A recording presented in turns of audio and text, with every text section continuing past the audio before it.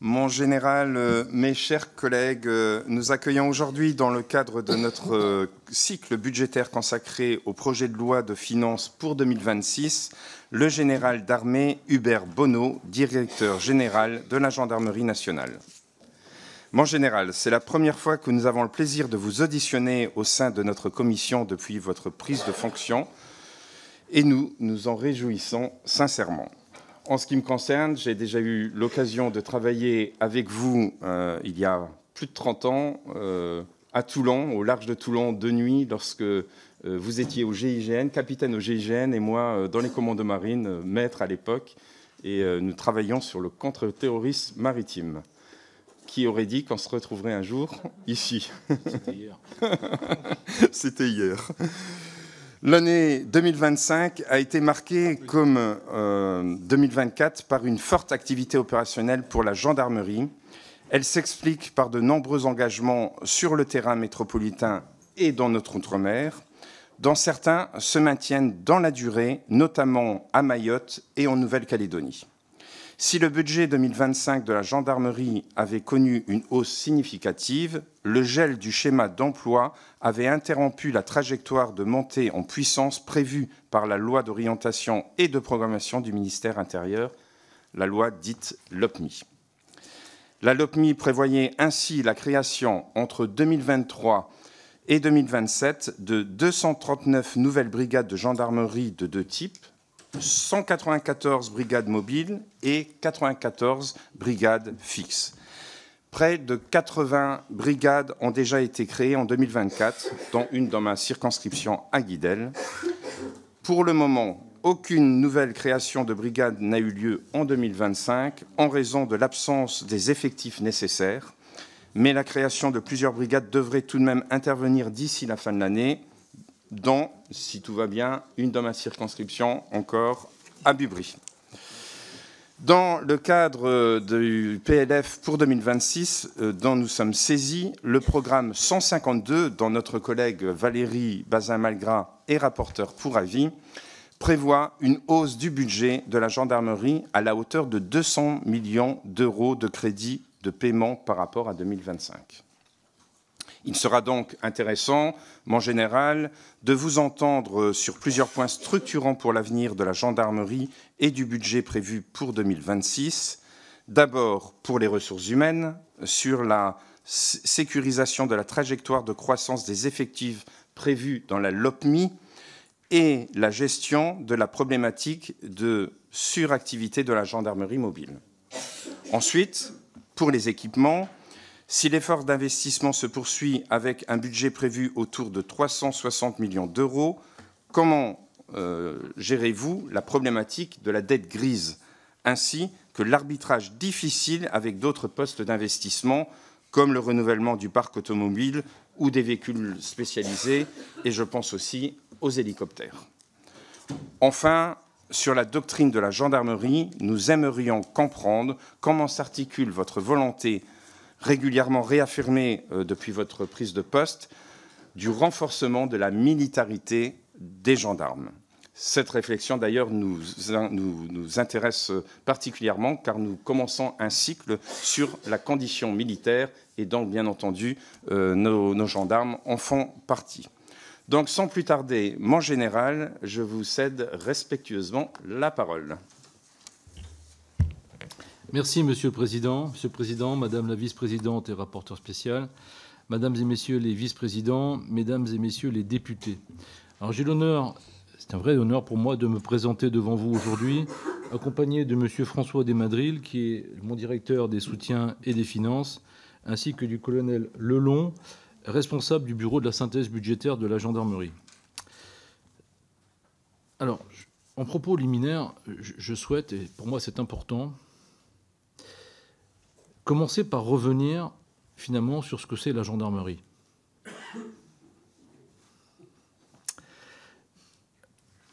Les éléments qui font sa force, nos points de vigilance dans un contexte aujourd'hui qui est particulièrement exigeant et changeant. Au plan stratégique, ce contexte est marqué par l'insécurité, je dis bien l'insécurité vécue par nos concitoyens. Je pense qu'on a dépassé le stade du sentiment d'insécurité. On est sur une insécurité vécue. par nos concitoyens, mais aussi par les forces de l'ordre. J'y reviendrai sur les agressions, sur le nombre de blessés et malheureusement de décédés en service de la gendarmerie. On atteint des niveaux jamais atteints. C'est aussi le croisement des menaces internes, vous voyez, avec la criminalité organisée, et donc aussi, c'est le croisement des menaces externes, sachant que les crises extérieures, notamment la guerre en Ukraine, a des impacts au niveau sécuritaire sur la France. C'est la montée de la criminalité organisée qui connecte toutes les formes de délinquance, stupéfiants, immigration illégale, dans le sens des passeurs, vol en bande organisée. À cela s'ajoute quelque chose qui passe aujourd'hui un peu moins sur le devant de la scène, mais qui est véritablement existant, c'est la criminalité environnementale, les enjeux du cyberespace, où les adversités sont répliquées, redoublées au-delà du territoire physique. Je dis souvent que tout ce qui existe aujourd'hui dans le territoire physique existe dans le territoire virtuel. Tout. Les trafics, tous les trafics d'êtres humains, les trafics de faux papiers, les trafics d'armes, les trafics de stupéfiants, tout existe dans le virtuel. Au plan budgétaire, le contexte est marqué par les contraintes que vous connaissez, que nous connaissons. Ces contraintes justifient des efforts à tous les niveaux, nous en sommes bien conscients. Ils se traduisent par la gendarmerie, par certains renoncements. J'y reviendrai. Vous les avez un peu évoqués, Monsieur le Président, déjà. Ils soulèvent des points d'attention sur lesquels je reviendrai, sachant que j'espère pouvoir compter sur votre soutien, le soutien des parlementaires, et je vous remercie pour votre engagement l'an passé, notamment sur les matières immobilières. Alors, la gendarmerie, c'est quoi ? Moi, je ne définis pas la gendarmerie par son aspect sécurité publique, ordre public, police judiciaire. La gendarmerie, c'est une force armée, il faut le rappeler, une force armée dont la finalité est la couverture des territoires. La gendarmerie, c'est 102 000 militaires d'actifs, 5 000 personnels civils et 38 000 réservistes. Nous sommes compétents pour assurer 96% de la sécurité de nos territoires, métropolitains et outre-mer. C'est plus de 51% de la population. La gendarmerie est répartie sur 33 000 communes, 30 000 communes où la gendarmerie est la seule force de sécurité, c'est-à-dire qu'il n'y a pas de force de police municipale, notamment, dans plus de 30 000 communes. La gendarmerie aujourd'hui doit faire face à une augmentation des attentes, marquée par une hausse de la population dans notre zone de compétence. Nous avons pris plus de 3 millions d'habitants depuis 2007. Une hausse de la délinquance et des interventions, plus 25% en 10 ans. Alors que nos effectifs, en 2025, ont presque retrouvé le niveau de 2007, c'est-à-dire avant la RGPP. Presque. Il nous manque encore 250 ETP pour revenir au niveau des effectifs de 2007, alors même que la population en zone gendarmerie ne cesse d'augmenter. Le contrat opérationnel de la gendarmerie dans ce cadre est spécifique. C'est la force garante de l'égalité d'accès de tous aux services publics de sécurité et de la continuité de l'État sur l'ensemble du territoire national. Pour moi, tout part du terrain, tout part du local, tout commence par le terrain. Aucun territoire n'est épargné. Je dis souvent qu'il n'y a pas de narcotrafic s'il n'y a pas de point de deal. Il n'y a pas de narcotrafic si vous n'avez pas de Uber Sheet. Si vous n'avez pas de cambriolage, vous n'avez pas les organisations criminelles de l'Est, par exemple les Vori-Vezakon, qui alimentent le crime et les structures internationales. La couverture territoriale dont je vous parle porte véritablement notre capacité d'action. Elle garantit la surveillance des territoires et le contrôle des flux, sujet majeur, le contrôle des flux. Elle permet de détecter les signaux de basse intensité et de dissuader les passages à l'acte. Notre présence dans tous les territoires, dans la profondeur des territoires, aujourd'hui est une absolue nécessité.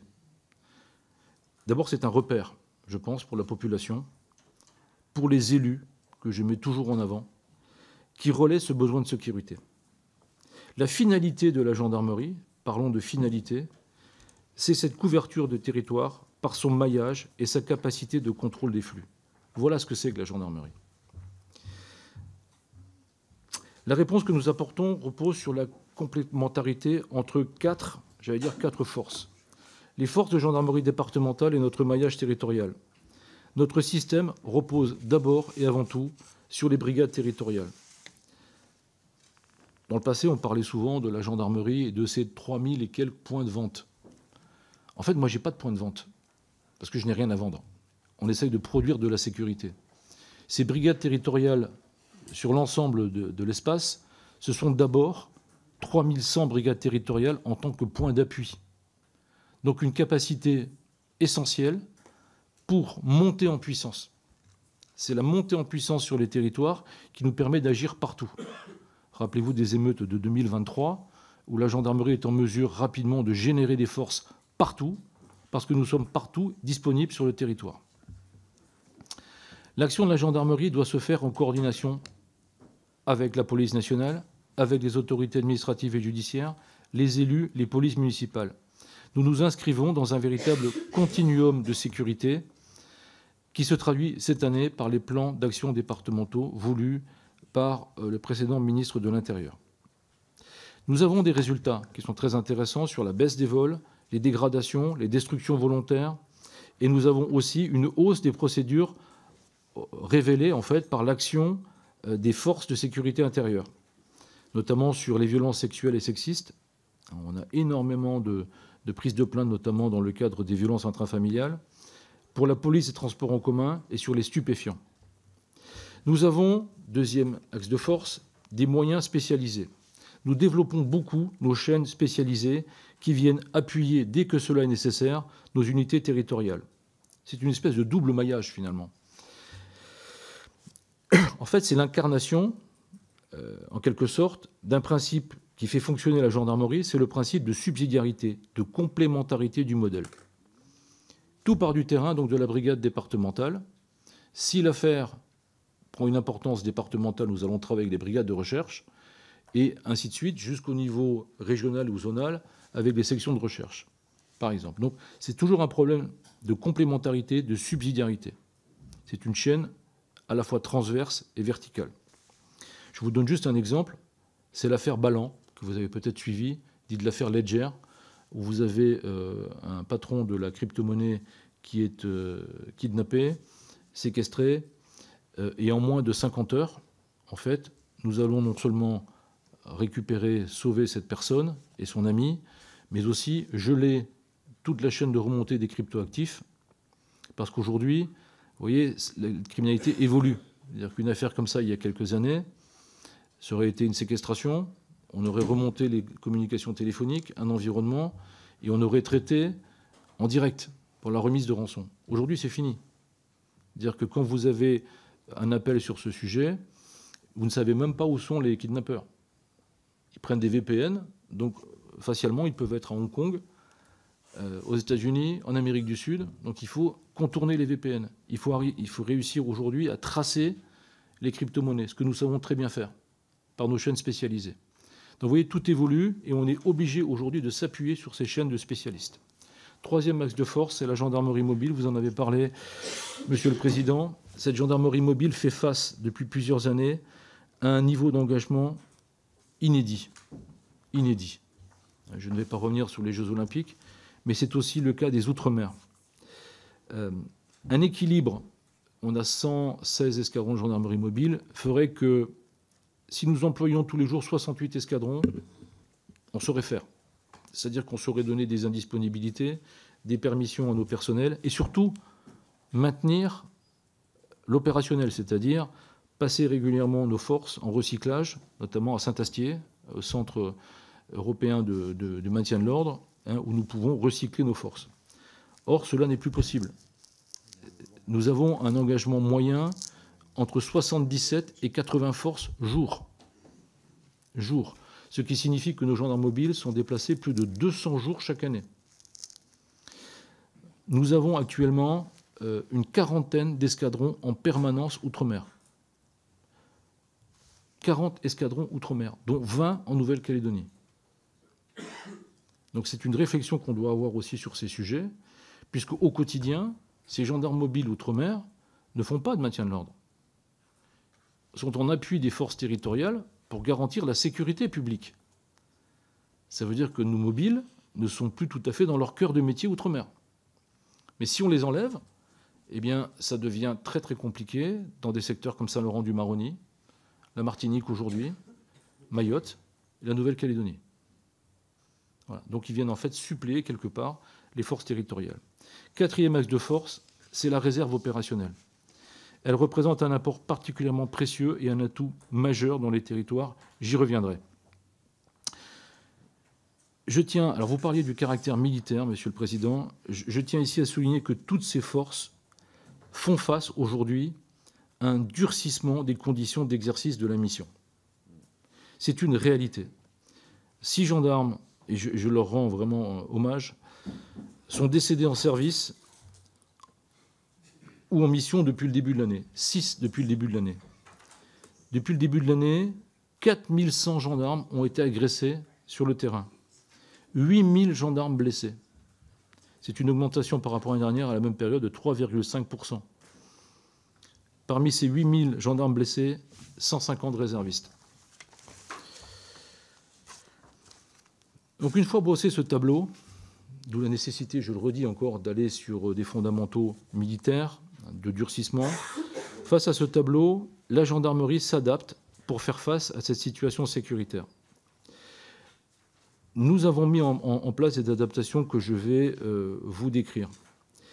Toutes ces évolutions, je tiens à le préciser, ont été réalisées par redéploiement des forces en interne, par des réajustements, sans effectifs supplémentaires, sans aucun effectif supplémentaire. Nous avons cette situation, il faut réagir. Et la gendarmerie, par son caractère militaire, je pense, sait prendre en compte cette situation et évoluer. Alors, je vais vous parler de quelques dispositifs qui touchent, je pense, les élus. Chaque année, depuis très longtemps, la gendarmerie met en place, par exemple, des renforcements pour les périodes hivernales dans les stations de ski. Et c'est également le cas l'été sur les stations balnéaires. Eh bien, cette année, que ce soit pour les dispositifs hivernaux ou bien estivaux, aucun gendarme mobile n'a été déplacé. Aucun. C'est-à-dire que tous ces besoins de transfert en fait, de sécurité ont été réalisés par la gendarmerie départementale. Pour caricaturer, je dirais qu'en hiver, eh bien, on prend des gendarmes des plaines qu'on met en montagne, et en été, on prend des gendarmes de l'intérieur qu'on met sur la côte. Donc en fait, les principes de compagnie de marche que nous avons connus pendant les Jeux Olympiques sont quelque chose qui sont passés dans la réalité du quotidien de la gendarmerie. Autre exemple, pour la crise à Mayotte, suite à Chido, je me suis déplacé dès le lendemain et j'ai pris la décision de faire venir à Mayotte des gendarmes départementaux. En 2 compagnies de marche, plus de 300 gendarmes départementaux sont arrivés immédiatement à Mayotte pour soutenir leurs camarades locaux. Donc ils ont pris tout de suite la relève dans les unités territoriales, ont pu continuer les procédures et ont assuré la sécurité publique en complément, bien sûr, de la gendarmerie mobile qui a aussi été déplacée à Mayotte. Donc vous voyez, c'est une adaptation.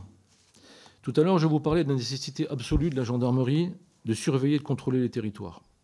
Je n'ai pas le temps de développer, mais j'y reviendrai, si vous le souhaitez, un jour, notamment sur les évolutions, les menaces. Aujourd'hui, vous voyez, par exemple, je vous donne juste un exemple, les routes des stupéfiants qui partaient des Antilles vers les grands ports européens, aujourd'hui, ces routes, elles sont démultipliées par le Sud, par les transferts entre l'Amérique du Sud et l'Afrique, la remontée de l'Afrique vers l'Europe. Donc là, on fait de plus en plus de saisies de cocaïne dans le sud de la France, sur des remontées vers l'Europe du Nord. Vous voyez, on est en train de... Donc il faut maîtriser ces territoires, il faut véritablement les surveiller. Et donc j'ai pris la décision, j'avais proposé cela au ministre d'État, de transformer ce qu'on appelle les escadrons départementaux de sécurité routière, les motards, qui ne faisaient que de la sécurité routière. Ces unités sont transformées en unités de contrôle des flux. Ça veut dire qu'au quotidien, ils assurent un cœur de métier qui est la sécurité routière sur les axes, mais ces mêmes gendarmes sont capables, parce qu'ils sont mieux formés différemment, de monter dans des trains, d'assurer la surveillance dans les trains, de compléter les dispositifs littoraux avec les brigades nautiques pour surveiller le trait de côte, les ports secondaires, les aérodromes secondaires, et sont capables aussi, par exemple, d'aller sur les canaux. Donc d'avoir une vision beaucoup plus en profondeur de ce qui se passe dans les territoires sur les flux. Ça, c'est fait, une fois de plus, sous plafond des effectifs. Nous avons aussi, dans le domaine de la police judiciaire, réadapté le dispositif. mieux surveiller, mieux contrôler, mais aussi mieux agir dans la police judiciaire. Tout à l'heure, je vous ai donné un exemple de notre subsidiarité jusqu'au niveau régional. Nous n'avons pas ou peu de vision nationale de la police judiciaire, si ce n'est à travers les offices, les grands offices de la gendarmerie, parfois partagés avec la police nationale.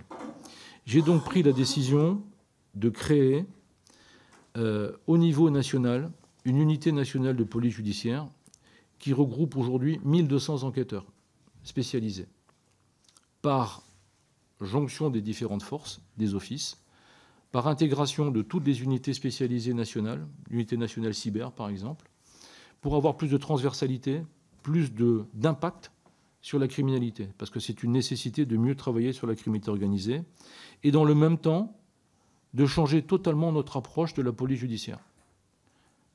Je dis souvent à mes gendarmes, on ne travaille plus sur la criminalité, mais sur les criminels. C'est-à-dire qu'il nous faut, dans les territoires, mieux orienter l'action en renseignement criminel. Le renseignement administratif a vocation criminelle. Donc c'est une véritable révolution en fait, que nous menons sur ce sujet en gendarmerie et qui donne de grands résultats.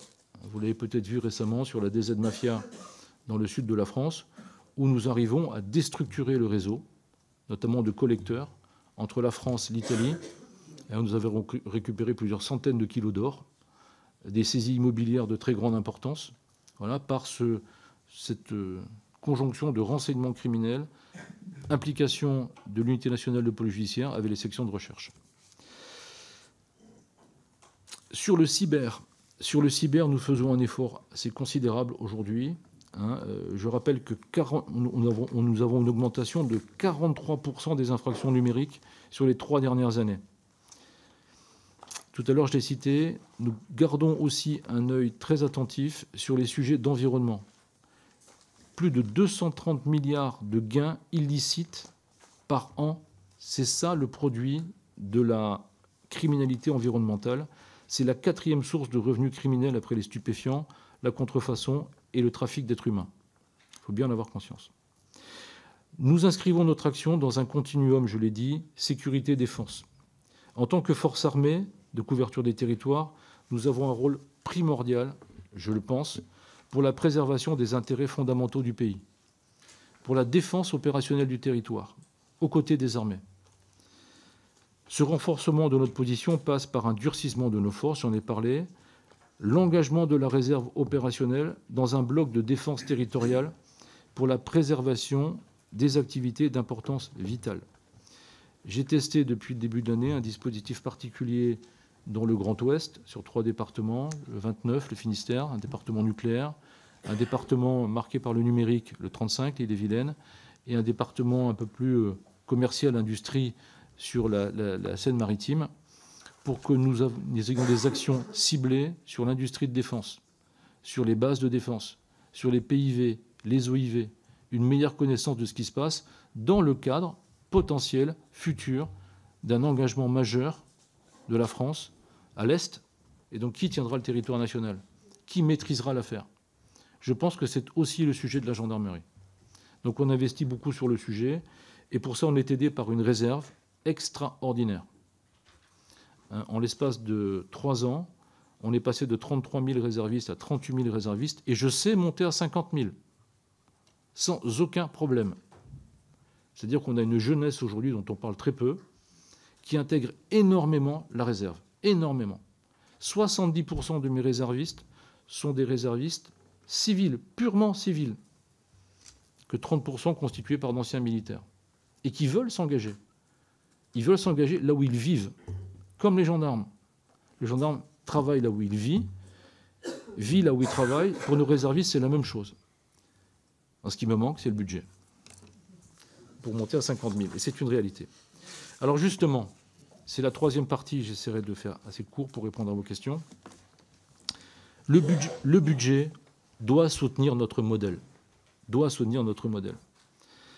La LOPMI et la gestion 2024 et 2025 ont illustré l'ampleur des enjeux budgétaires pour le P152. Je vais y revenir.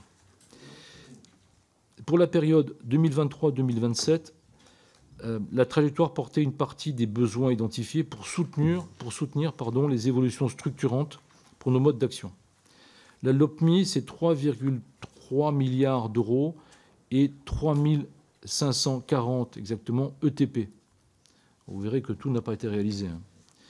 Les objets portés par la LOPMI, j'en ai parlé, c'est la réserve opérationnelle, c'est la création de 239 brigades, j'y reviendrai évidemment, des investissements immobiliers et numériques, le soutien opérationnel au plan de l'accompagnement psychologique et de la formation de nos militaires. Leur traduction concrète à ces objectifs, je dirais que le résultat est mitigé. Parce que nous avons eu des contraintes extérieures, au P152. Il a fallu parfois mettre plus en avant les opérations. Je prends l'exemple de la Nouvelle-Calédonie, qui a obligé la gendarmerie à s'engager en masse l'année dernière au moment des Jeux Olympiques. Donc évidemment, on a privilégié les opérations, quelque part avant de privilégier la logistique. Donc il y a eu des transferts de crédits. C'est pour ça qu'on a eu des difficultés d'ailleurs à payer nos loyers l'année dernière. Hein, c'est une véritable réalité. Pour vous dire, depuis, si je fais un bilan annuel de l'engagement en Nouvelle-Calédonie, des 20 escadrons de gendarmerie mobile, ça représente quand même plus de 150 millions d'euros pris sur les budgets de la gendarmerie. Ce n'est pas budgété par d'autres. Il n'y a pas de pot commun pour financer la Nouvelle-Calédonie. Nous le supportons. Alors le budget 2026 porte une augmentation de 158 millions d'euros.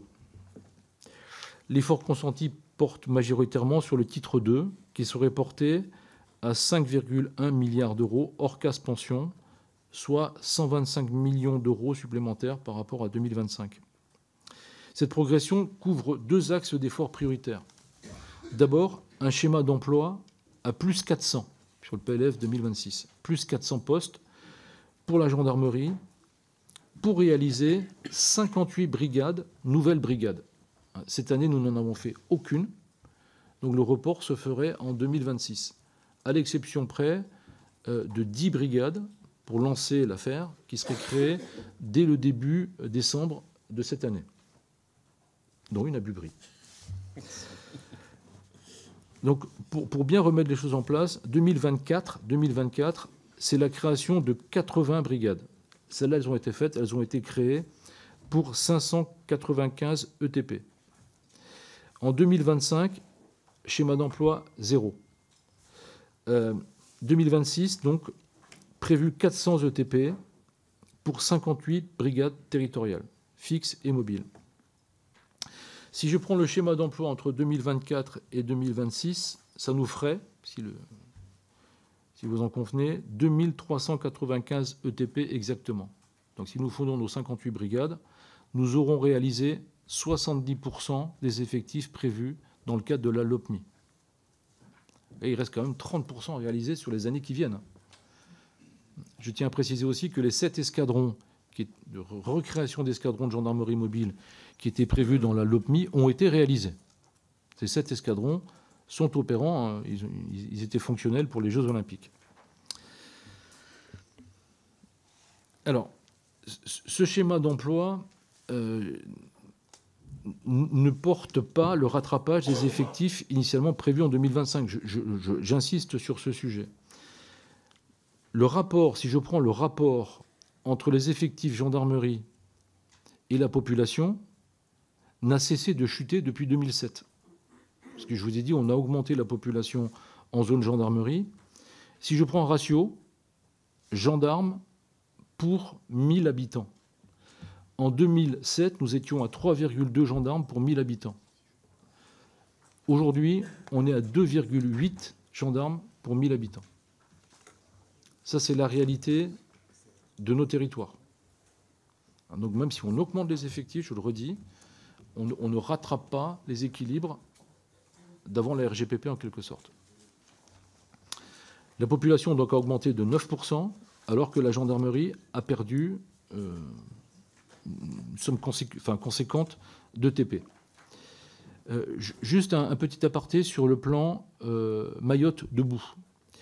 Donc, qui intégrait, je crois, 205 ETP supplémentaires. Bon, ce n'est pas programmé. Enfin, c'était le plan, mais pour l'instant, on n'en a pas vu la réalisation. Et tout à l'heure, je le disais, l'effort consenti par la gendarmerie mobile dans les Outre-mer, quelque part en lieu et place des gendarmes départementaux, c'est à peu près 1800 effectifs. Vous voyez ? Donc on a aujourd'hui véritablement un manque par rapport à l'augmentation de la délinquance, par rapport à l'augmentation de la population, en gendarmes départementaux et territoriaux. Moi que j'estime aujourd'hui, donc rien que pour les Outre-mer, à 1800. L'enveloppe qui est prévue pour la réserve opérationnelle, l'année dernière, c'était 75 millions d'euros, et nous demandons à la porter au PLF 2026 à 100 millions d'euros. Ce serait un premier pas, parce qu'aujourd'hui, je dois continuer à recruter. L'objectif de la LOPMI, c'est 50 000 réservistes. Je sais les faire. Je ne peux pas d'ailleurs employer suffisamment, je crois, mes réservistes. Je suis à peu près à 20-25 jours d'engagement. Oui, Monsieur le Président, je suis en retard. Voilà. Donc j'essaye vraiment de promouvoir la réserve, et donc j'ai besoin de crédits pour les engager. Hors titre 2, le projet de budget porte sur une évolution de 33 millions d'euros avec un arbitrage en faveur de l'investissement. Les crédits immobiliers l'année dernière sont revenus à un niveau acceptable de plus de 300 millions d'euros. Le titre 5, cette année, porte à 363 millions d'euros. Il augmente de 62 millions d'euros. Sur la part de l'immobilier, c'est, je vous l'ai dit, 352 millions d'euros programmés. Ça paraît important, mais on ne revient pas encore au niveau de 2009, notre intégration au ministère de l'Intérieur, où ces crédits immobiliers étaient à 400 millions d'euros. Donc la conséquence, elle est simple. Tout à l'heure, on a parlé de dette grise. Ces dernières années, nous étions en dessous des 100 millions d'euros. Et il nous faut 400 millions d'euros chaque année pour entretenir et rénover le parc domanial de l'État. Donc aujourd'hui, ce n'est plus possible. Ce n'est plus possible. Donc il nous faut trouver des solutions.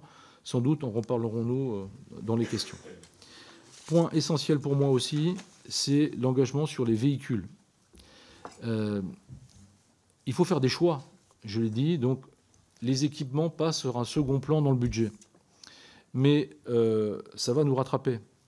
C'est-à-dire que j'ai besoin de renouveler le parc automobile de la gendarmerie. La durée de vie d'un véhicule, c'est 8 ans. Donc je dois faire un 8e tous les ans. Ça représente 3 750 véhicules, sachant que l'âge moyen du parc est déjà 8 ans. Donc aujourd'hui, il me manque 10 000 véhicules. Puisque sur les 3 dernières années et 2026, j'aurai besoin normalement de plus de 15 000 véhicules. Or, sur ces dernières années, tout confondu, on a fait à peine 5 000 véhicules. Sur 4 ans, j'ai à peine doublé ce que j'ai besoin sur une année. Vous voyez ? Donc le sujet est vraiment là. Sur les hélicoptères, j'ai un vrai sujet de maintien en condition de la flotte opérationnelle. J'ai défini un contrat opérationnel que j'ai présenté au ministre de l'Intérieur sur la capacité opérationnelle des hélicoptères gendarmerie, qu'il faut décliner par un contrat capacitaire. Or, aujourd'hui, j'ai déjà perdu 10 hélicoptères qui sont en durée de vie maximale, plus de 40 ans. La flotte a plus de 40 ans sur les écureuils. Donc il faut les retirer au fur et à mesure. Et nous avons impérativement, absolument besoin d'une tranche complémentaire d'achat des écureuils 145 D3 de 22 hélicoptères l'année prochaine.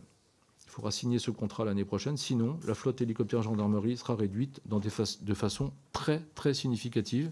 Et il nous faudra abandonner des missions. J'y reviendrai si vous le souhaitez.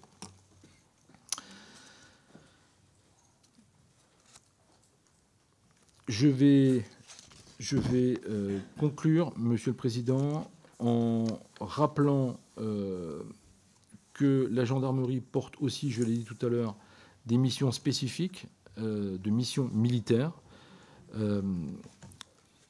Ça touche beaucoup à la DOT. Ça touche beaucoup à la DOT, en tout cas les perspectives d'un engagement de nos armées sur l'extérieur et la capacité de la gendarmerie à prendre en compte ces missions sur le territoire national. Bien sûr, en complément, voire sous l'autorité des armées à un moment donné, s'il y a une loi spéciale qui permet d'évoluer vers la DOT. Je pense qu'il faut l'avoir en tête. Donc aujourd'hui, pour nous, c'est quelque chose de très important. Mais là aussi, si je peux augmenter les réservistes, je ne sais pas augmenter les équipements. Je ne sais pas le faire. Je n'en ai pas les moyens aujourd'hui. Le seul exemple que je peux vous donner, c'est par exemple l'état du parc d'armement de la gendarmerie. La gendarmerie est équipée entièrement de FAMAS. Ces FAMAS ne seront plus soutenus au compter de 2030. Donc nous n'avons pas d'accroche dans le cadre de la LPM. Donc il faut se financer ces moyens spécifiquement sous plafond, enfin budget gendarmerie. Donc on en est là aujourd'hui. J'ai des besoins là aussi pour ces missions spécifiques d'équipements lourds. Je pense à la mobilité, je pense à l'augmentation parfois des blindés si besoin. Voilà, donc on est devant ces urgences aujourd'hui qui pour l'instant ne peuvent être pris complètement en compte parce que la priorité, c'est d'abord l'immobilier, c'est d'abord les équipements de mes brigadiers avant d'aller sur ces sujets. Voilà, je vous remercie de votre attention et je suis prêt à répondre à vos questions. J'ai dépassé de 2 minutes. Mais merci, mon général Ball. C'était 20 minutes, on ne vous a pas donné les bonnes consignes. Moi, j'avais compris 30, vous voyez. Non, je suis désolé, on est obligé de comprendre de toute façon à laisser la parole à nos collègues qui vont vous faire parler de toute façon. Donc, vous aurez l'occasion d'aborder même ce que vous n'avez pas pu aborder jusqu'à présent. Et je passe d'emblée la parole à Pascal James pour le Rassemblement national. Et merci, Monsieur le Président. Mon général, en tant qu'ancien gendarme de l'escadron 14-7 de Longeville-les-Saint-Avold, et au nom du groupe Rassemblement national, je veux d'abord rendre hommage à Denis Boyer, du même escadron, décédé il y a quelques jours lors d'un déplacement à Tahiti. Je veux saluer sa mémoire et adresser tout mon soutien à sa famille et à tous ses frères d'armes. Plus largement, je veux rendre hommage à l'ensemble des gendarmes, femmes et hommes, pour leur engagement quotidien au service de la nation. Mon général, vous nous avez donné les chiffres des agressions, des blessés, des tués depuis le début de l'année et ils sont tout simplement affolants. Cette progression dramatique des agressions contre les forces de l'ordre s'inscrit dans un climat de défiance croissante, souvent alimenté par certains discours politiques qui, sous couvert de contestation, fragilisent l'autorité républicaine et banalisent la violence à son encontre. Elle traduit, pour reprendre vos propres mots, une véritable libération de la violence dans notre pays. Pour nous, la priorité nationale doit être limpide. Il faut redonner à la gendarmerie les moyens de son action sur le plan matériel, humain et moral. Pour le Rassemblement national, la sécurité des Français et la protection de ceux qui la garantissent ne peuvent être reléguées derrière d'autres priorités budgétaires.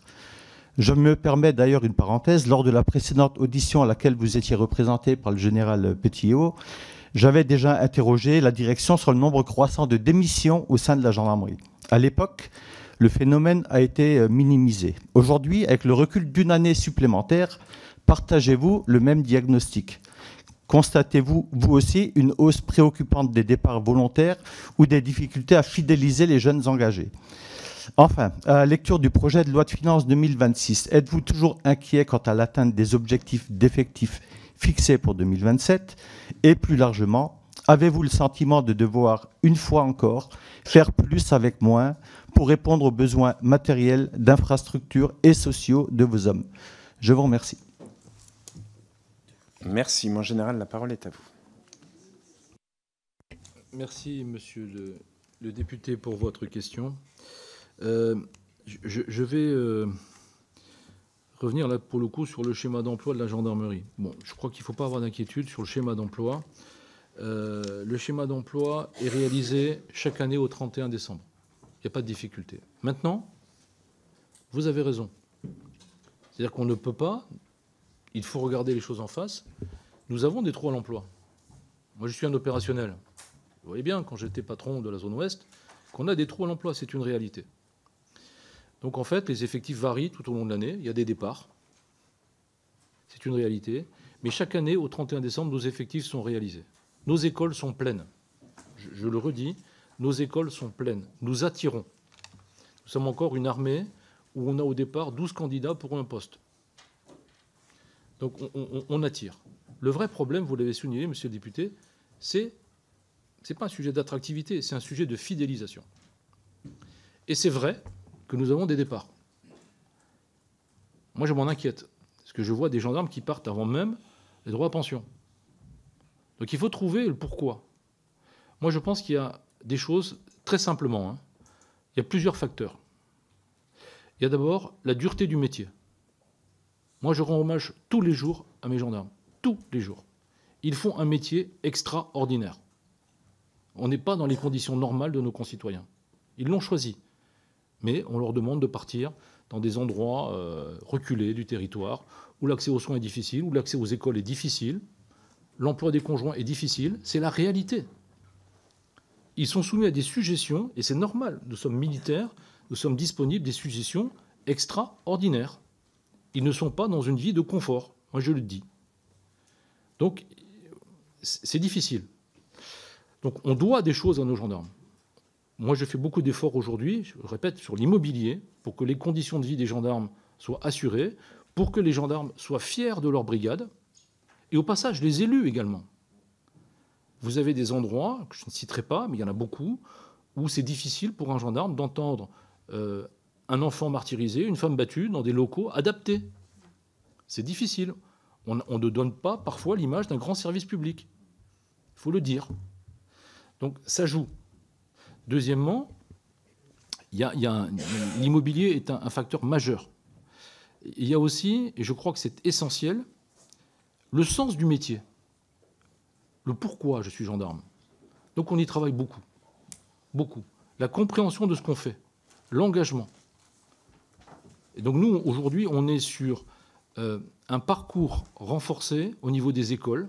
C'est pour ça que je parle de durcissement, de compréhension de l'engagement. On est sur, tout au long de la carrière, des stages qui vont scander l'arrivée dans le corps des gradés. Premier stage d'encadrement, stage de prise en compte d'une unité. Et on modifie également la formation des officiers sur ces aspects militaires. Je crois que c'est essentiel. Aujourd'hui, on a revu les statuts des sous-officiers de la gendarmerie. Il y a eu des incidences indiciaires. On doit, cette année, réformer le statut des officiers pour garantir l'attractivité. Et donc, il y aura des conséquences indiciaires. Mais c'est très important. Donc, en remettant au centre le gendarme, pour le fidéliser, c'est ce que je demande à mes officiers. C'est vraiment, vous avez raison, il faut qu'on arrive à maintenir les gendarmes, fidéliser les gendarmes dans leur métier. Parce que les effets sont immédiats, vous voyez. Et c'est une espèce de serpent qui se mord la queue, puisque j'ai des départs, je recrute, donc j'ai beaucoup de jeunes qui arrivent, et certains gradés perdent un peu le sens de cette affaire. Vous voyez, donc plus je fidélise, mieux c'est, bien évidemment. Voilà. Donc c'est quelque chose qu'on prend effectivement très en considération. Sur les violences par rapport aux gendarmes, j'en ai parlé tout à l'heure. Moi, ce qui m'inquiète, c'est le nombre d'augmentation, notamment des blessés par arme à feu. L'année dernière, nous avions une augmentation qui était très sensible, notamment du fait de la Nouvelle-Calédonie. Cette année, ça baisse un petit peu sur les armes à feu, mais on reste quand même sur des niveaux très élevés. On avait 38 blessés par arme à feu l'année dernière, au moment où on se parle. On en a quand même plus de 30 cette année. Vous voyez, donc on le voit, enfin vous le voyez aussi par les retours des médias. On a, je l'ai dit, une violence qui est quand même désinhibée, notamment la violence des mineurs, qui est une réalité. Sur ce qui se passe, notamment sur les organisations, les lobbies criminels qui vont recruter des jeunes sur Internet pour les ramener sur une franchise, par exemple la DZ Mafia, c'est une réalité. On le voit partout sur le territoire. Et nos gendarmes sont véritablement confrontés à ça. Merci, mon général. La parole est à Thomas Gassiou pour le groupe Ensemble pour la République. Merci, Monsieur le Président. Mon général, je voudrais également commencer par un message de gratitude et de fierté pour nos gendarmes et leur action dans les territoires, leur sens de la mission et l'organisation de la gendarmerie qui combine à la fois de la verticalité, qui donne beaucoup de puissance et de résilience, et également de la subsidiarité, qui, je crois, permet à la gendarmerie d'être profondément ancrée dans les territoires et de trouver de l'efficacité également au quotidien. J'aurais trois questions. La Première, j'aimerais revenir sur le rôle de la gendarmerie nationale concernant la défense opérationnelle du territoire. Vous l'avez dit, il y a des risques désormais sur le territoire national, des menaces hybrides, voire militarisées. Il y a des risques de fait accompli, notamment dans nos outre-mer. Et pour y faire face, nous prévoyons le doublement des réserves des armées. Il me semble que le rattachement de la gendarmerie au ministère de l'Intérieur ne nous a pas permis d'aller jusqu'au bout dans la réflexion de l'articulation avec les forces de gendarmerie qui disposent d'un maillage extrêmement important, d'une très bonne connaissance des PIV, et également de débouchés opérationnels, si j'ose dire, en temps de paix, quel que soit le niveau de menace extérieure. Alors je salue bien entendu les plus de 25 millions d'euros pour la réserve opérationnelle de niveau 1. J'aimerais savoir comment vous animez la réserve opérationnelle de niveau 2, vos anciens gendarmes qui sont soumis à des obligations de disponibilité pendant 5 ans. Et j'aimerais que vous puissiez nous préciser finalement l'articulation pour cette DOT des forces de gendarmerie et des forces armées. Je pense que là-dessus, il faut qu'on aille beaucoup plus loin pour donner davantage de cohérence à notre action. Deuxième point, vous avez parlé des forces aériennes de la gendarmerie nationale, du projet d'acquisition des 22 H145. Je pense qu'il faut rappeler que ces hélicoptères, ils font du bleu, ils font du rouge, et je pense qu'ils devraient faire aussi un peu de kaki. Est-ce qu'il n'y aurait pas moyen de faire preuve d'un peu plus d'innovation dans la différenciation capacitaire en étudiant l'acquisition de petits avions, notamment type Pilatus, ou même d'usage de drones pour vos missions de surveillance. Et enfin, le projet de loi de finances prévoit le recrutement de 400 équivalents temps plein pour armer 58 brigades en 2026. J'aimerais que vous puissiez me préciser si la commune de Turin, dans ma circonscription, verra bien l'arrivée de sa nouvelle brigade l'année prochaine. Merci. Je vais répondre par le... Oui. Oui, monsieur le député. Il se trouve que... C'est ça, de mémoire. Hein, de mémoire, oui, elle est programmée. Sur les hélicoptères, oui, c'est-à-dire qu'aujourd'hui, dans le contrat opérationnel de la gendarmerie, le contrat opérationnel, c'est d'abord de la surveillance. Ce sont des missions de police judiciaire pour intercepter. Ce sont des missions d'engagement dans le cadre du maintien de l'ordre, gestion des foules, etc. Et il y a aussi la problématique du secours en montagne. Donc, moi, je crois aujourd'hui, effectivement, je crois que notre flotte est adaptée à ces missions. Donc, si on diminue la flotte gendarmerie, il faudra faire des choix. Il faudra faire des choix sur le maintien des missions. Je rebondis sur votre idée d'avion. Moi, j'ai un vrai sujet sur les Outre-mer. Vous voyez, quand vous prenez la surveillance et les nécessités d'engagement opérationnel en Polynésie française, par exemple, que j'ai eu l'honneur de commander, c'est très compliqué. C'est très compliqué parce que quand vous prenez une élongation entre Papeete et Nukuiva, c'est Paris-Moscou. Hein. Voilà. Donc on a besoin aujourd'hui, sans doute, de pouvoir projeter plus. Mieux, on ne peut pas le faire en hélicoptère. Les moyens des armées, parfois, ne sont pas disponibles. Et moi, j'ai vu des cas où on est obligé de déplacer des missions sur 15 jours, 3 semaines, suite à des affaires de violences sexuelles très graves, voire de meurtres. Donc il nous faut, je pense, penser les avions d'abord pour les Outre-mer. Je pense à la Polynésie française, je pense à la Guyane. Mais c'est aussi un vecteur absolument essentiel de surveillance, l'avion. La surveillance du trait de côte, la surveillance, par exemple, sur ce qui se passe aujourd'hui en Manche, mer du Nord, sur les problématiques de lutte contre l'immigration clandestine. Donc c'est un vrai... je pense que l'avion, dans ce domaine-là, peut être un véritable game changer. Au passage, je n'oublie pas que la gendarmerie a été dotée d'aéronefs, d'avions, jusqu'au tournant des années 90-2000. Et après, on a fait un autre choix. Je me permets aussi d'insister dans ce domaine sur les drones. Puisqu'on pourrait nous dire les drones peuvent prendre des missions aujourd'hui assumées par les hélicoptères. C'est vrai, mais ce n'est pas totalement vrai. C'est-à-dire qu'aujourd'hui, il nous faut développer des drones de moyenne endurance, et ça, c'est compliqué.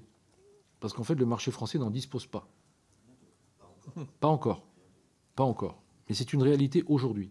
Et on a un deuxième sujet par rapport aux drones de moyenne endurance, c'est la capacité à les faire évoluer en l'air. C'est-à-dire qu'on ne peut les faire évoluer que dans un schéma aérien défini. On ne peut pas les faire quitter un axe, ce qu'on appelle une notification temporaire aérienne. Ils sont obligés de s'inscrire dans ce schéma-là et on ne peut pas les détourner vers autre chose. Donc c'est pour ça, je crois qu'il faut vraiment aujourd'hui insister sur le maintien en condition opérationnelle de la flotte hélicoptère, qui est orientée... C'est vrai qu'on peut tout faire. On peut faire du bleu, on peut faire du secours. On doit faire des opérations en engagement avec les armées. Tout à l'heure, on parlait du contre-terrorisme maritime. C'est une absolue nécessité. Donc aujourd'hui, voilà, c'est un choix auquel on est confronté. Est-ce qu'on maintient notre flotte? Est-ce qu'on la fait évoluer? Bien évidemment, derrière tout ça, c'est vrai, il y a des enjeux budgétaires. Sur l'aéro 2, c'est un sujet. On n'a pas suffisamment aujourd'hui, je pense, pris en compte la réserve opérationnelle de niveau 2 sur l'engagement, normalement obligatoire, de nos personnels d'actifs quand ils quittent. Il faut la restructurer. On n'y est pas encore. Sur le chaînage entre la DOT, oui, l'aéro 1, je le répète, c'est plus de 38 000, pratiquement 39 000 aujourd'hui réservistes. L'aéro 2, c'est 31 300 exactement. Sur le chaînage avec les armées dans le cadre de la DOT, moi je pense que c'est une absolue nécessité, qui doit se travailler dès maintenant. Est-ce qu'on est prêt ou pas à l'hypothèse d'un engagement majeur?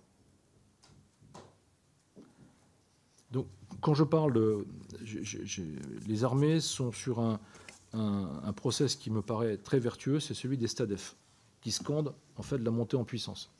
Moi, je crois que la gendarmerie va traverser les STADEF. Nous allons les traverser. En STADEF 4, 3, on aura déjà des manifestations. Si la France sert de pays hôte, pays de transit, vous aurez des manifestations. Il y a des gens qui seront opposés à ça. Nous aurons des proxys. Rappelez-vous des Jeux Olympiques, les cercueils sous la Tour Eiffel, les mains jaunes sur le mur de la Shoah. Vous avez eu très récemment 9 têtes de cochon déposées devant des mosquées. Ce sont des proxys russes. Donc, il faut travailler ça dès maintenant. Il faut que la gendarmerie maîtrise dans les territoires l'industrie de défense. Où sont la BITD?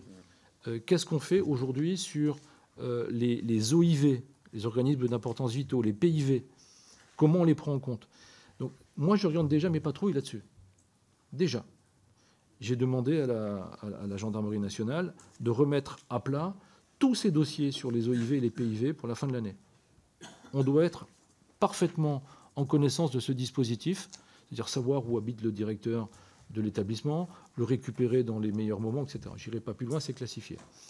Mais vous voyez, donc c'est une absolue nécessité de prendre ça en compte dès maintenant. L'idée, c'est d'abord de soulager les armées.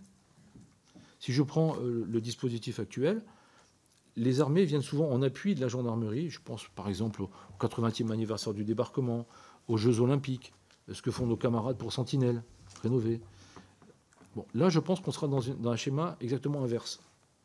C'est-à-dire que ce sont aux forces de sécurité intérieure d'appuyer les armées. Elles seront engagées. Comment est-ce qu'on assure la base arrière, en quelque sorte? Et je pense que la gendarmerie doit prendre ça en compte aujourd'hui. Je pense que c'est une absolue nécessité de le travailler dès maintenant. C'est ce que nous faisons. C'est ce que nous faisons d'ores et déjà. Et une partie de nos réservistes, de nos jeunes réservistes, sont engagés sur ce type de mission. Alors, juste, le premier avantage pour moi, c'est que je couvre mieux les territoires. Il y a plus de visibilité sur les gendarmes. Et c'est une mission qui est appréciée de nos gendarmes. Parce qu'on est dans des missions de contact. Et le contact est essentiel. Essentiel. Essentiel avec la population, les élus, les responsables. Donc, vous voyez, donc je pense que ce segment-là est absolument nécessaire, impératif pour notre maison. Merci, mon général. La parole est à Christophe Bex pour le groupe La France Insoumise, Nouveau Front Populaire. Merci, Monsieur le Président. Mon général, je souhaite vous remercier pour votre intervention et je prends ce court moment pour rendre hommage à nos forces de gendarmerie. Je souhaite saluer leur dévouement et leur présence quotidienne rassurante aux côtés de nos concitoyens, garantissant notre sécurité publique en cette période fracturée de notre histoire. Je souhaite également rappeler à quel point, dans certains de nos territoires, la gendarmerie, par sa proximité, est souvent le dernier service public auprès de nos concitoyens.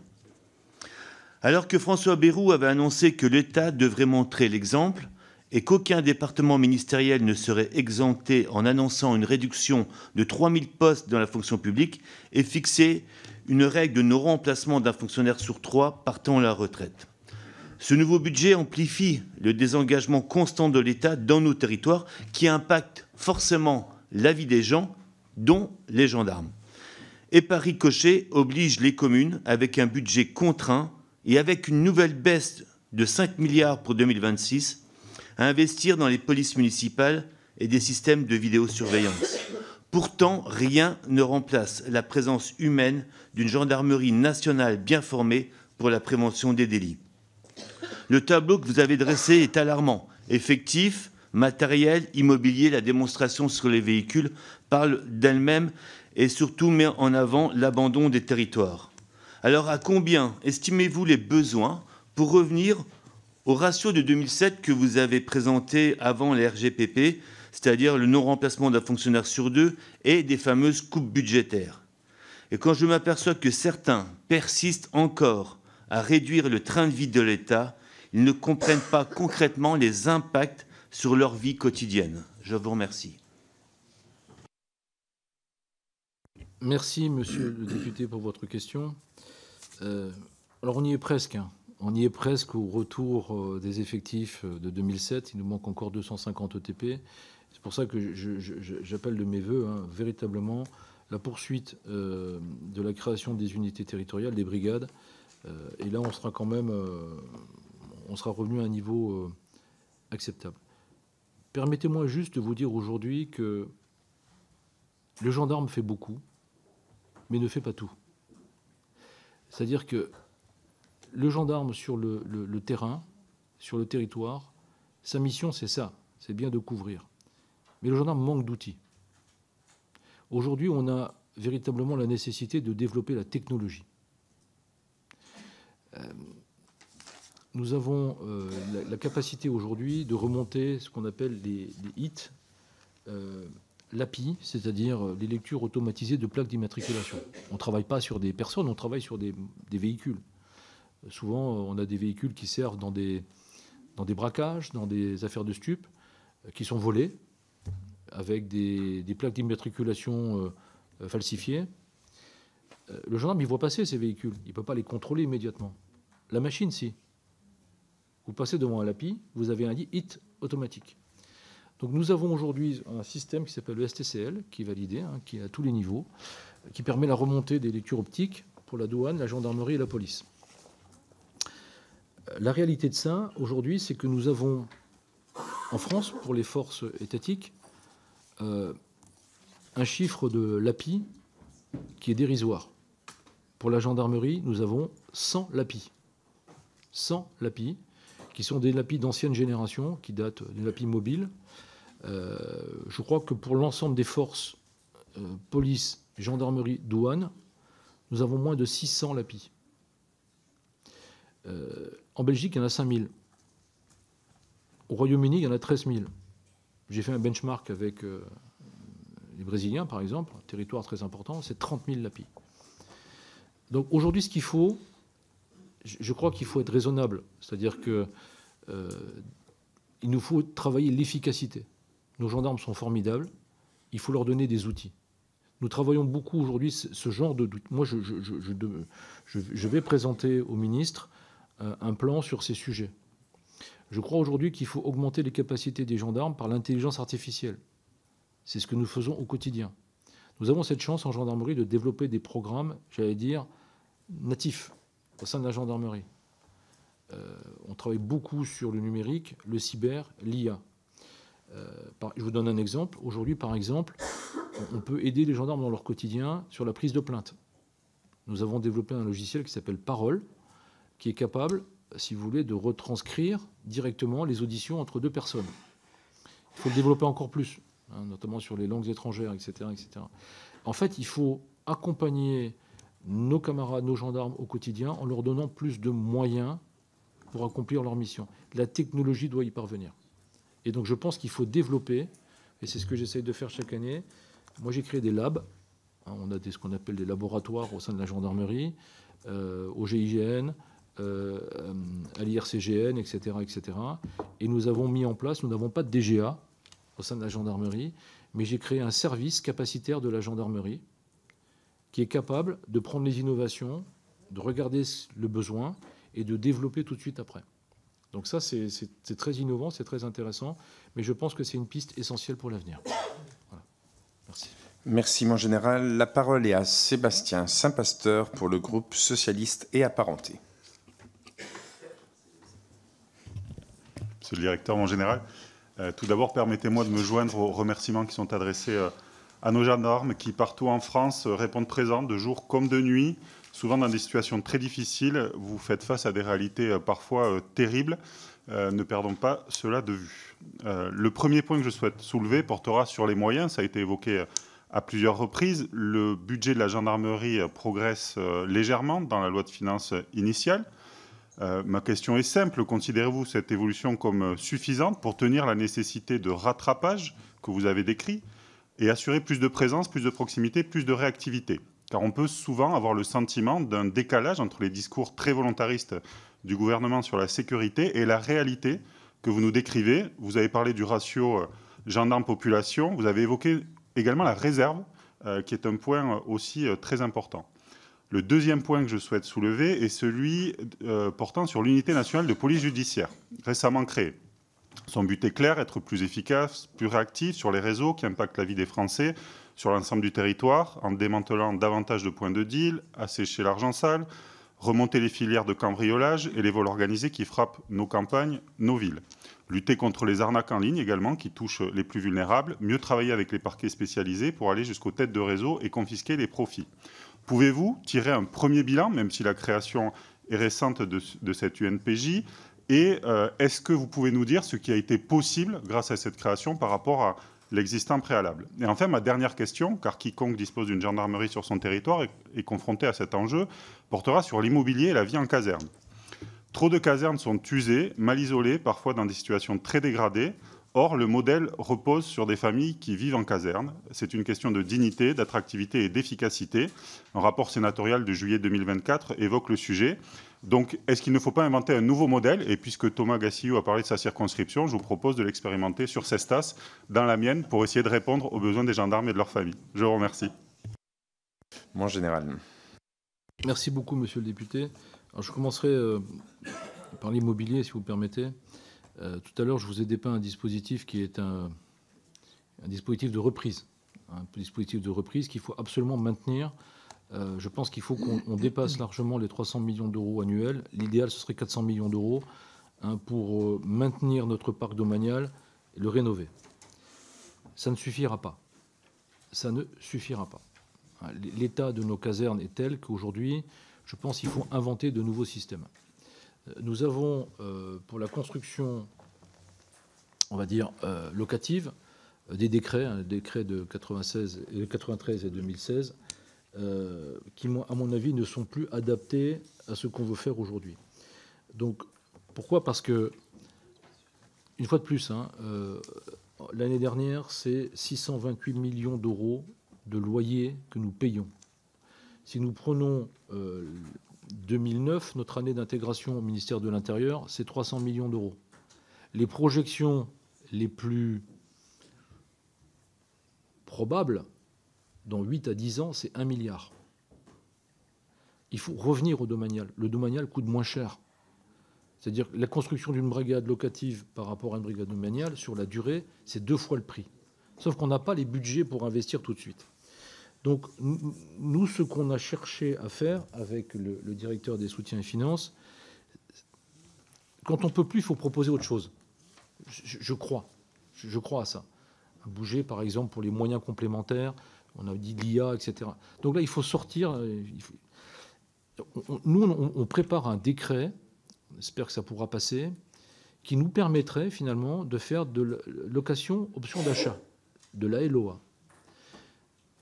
Il faudrait investir avec des collectivités territoriales ou des bailleurs, si les collectivités ne sont pas en mesure de faire, en disant, voilà, à partir du moment où il y a un terrain qui est existant, eh bien on construit et on paye à taux fixe sur 20 ans, une vingtaine d'années, 20 à 25 ans, et à l'issue, on rachète en fait la part qui manque, location option d'achat. Dans cette affaire-là, tout le monde est gagnant. La communauté, la collectivité s'enrichit, le bailleur trouve ses comptes. Pour nous, c'est un entretien sur la durée, et on récupère à moindre coût, enfin c'est pas gratuit, mais c'est pas cher, on récupère au bout de 20 ans du domanial. De tous les premiers sondages que nous avons faits, de tous les travaux qui ont été réalisés par le DSF, par le directeur des soutiens finances, tout le monde est d'accord. Pour l'instant. Donc après, il faut qu'on monte à un autre niveau, qui est celui de Bercy. Il faut qu'on regarde ça avec eux de façon très concrète. Mais je crois que, enfin, voilà, c'est une option. Et je crois qu'aujourd'hui, c'est la seule. Parce qu'il faut revenir en domanialité. Il faut y revenir. Sinon, je pense même, je ne veux pas être trop défaitiste, je pense que c'est le modèle même de la gendarmerie. C'est le modèle même de la gendarmerie qui pourrait s'écrouler. Si on continue à ne faire que du locatif, je ne suis pas sûr, dans 20 ans, 30 ans, que notre modèle soit entièrement soutenable. Or, si vous n'avez plus d'implantation territoriale dans la profondeur des territoires, si on ne peut plus mettre le gendarme en disponibilité là où notre modèle n'existe plus. Notre modèle, il est soutenu par deux choses, la militarité et le maillage territorial. L'immobilier, c'est la pierre angulaire, je crois. Voilà, donc oui, on essaye, on va proposer ces schémas-là avec le directeur général. Un point rapide sur l'UNPJ. Le premier bilan, on a préfiguré cette unité pendant les 6 premiers mois de l'année. Elle est en route de façon officielle depuis le 1er septembre. Les premiers résultats sont au-delà de nos espérances, véritablement. C'est-à-dire que ça nous permet aujourd'hui une concentration des moyens les plus techniques, l'unité nationale cyber, l'IRCGN par exemple sur les constatations, et ça nous permet surtout d'appuyer à un niveau jamais atteint nos unités territoriales. Je vous donne juste un exemple qui est récent, j'y reviens, par exemple, c'est ce que fait la section de recherche de Marseille sur les narcotrafics. Eh bien, Marseille est appuyée, ne peut pas faire toute seule, c'est une grosse section de recherche, ils ont un effectif tout à fait conséquent, mais ils ne peuvent pas faire tout seuls. Donc la première des choses que réalise cette unité nationale, c'est de leur envoyer des experts à tous les niveaux. Anacrime, enfin, l'analyse criminelle, cyber, etc., etc. Renseignement criminel. Et c'est un effectif déplacé permanent. C'est-à-dire que j'ai une ressource nationale qui va monter à 200 enquêteurs pour compléter les forces territoriales. Augmentation des capacités. Concentration des moyens. Et ce que je demande aujourd'hui, sur la dernière affaire de la section de recherche de Marseille sur la DZ Mafia, on prend 300 grammes de cocaïne. Mais derrière, en liaison avec les Italiens, on démantèle le réseau des collecteurs. Ceux qui ramassent l'argent, qui vont le donner pour le transformer, blanchiment. Et là, vous voyez, par exemple, le blanchiment, il s'est fait autour de l'or.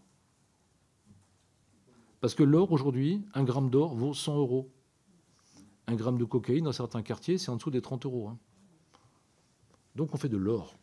Et l'or, il s'en va. Il quitte l'Europe. Derrière tout ça, il y a de l'immobilier. Donc l'UNPJ, avec plein de spécialistes à très très bon niveau, on a des formations spécifiques en gendarmerie, vient aider, appuyer sur le blanchiment présumé et la captation des avoirs criminels. C'est comme ça qu'on casse ces structures. On n'a pas fait une fois de plus, on n'a pas fait de saisie de stupéfiants. Par contre, le reste, 300 kilos d'or, des dizaines de millions d'euros d'immobilier, des voitures de luxe, des montres. Et on va continuer. Hein. On ira sur la crypto, on ira sur tout un tas de sujets. C'est une absolue nécessité, je pense. Et donc les premiers résultats sont tout à fait encourageants. Ce que j'ai proposé aux magistrats, c'est de ne pas saisir l'UNPJ en tant que tel. On continue de saisir les unités territoriales, les sections de recherche, et on co-saisit l'UNPJ pour amener des moyens supplémentaires. C'est ça la philosophie de l'action, et je pense qu'on continuera de là-dessus. Voilà ce que je pouvais vous dire, monsieur le député.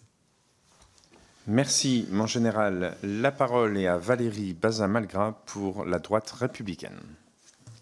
Merci, monsieur le président. Général, en tant que rapporteur du budget de la gendarmerie et au nom de mon groupe La Droite républicaine, je vous remercie pour vos propos liminaires très éclairants.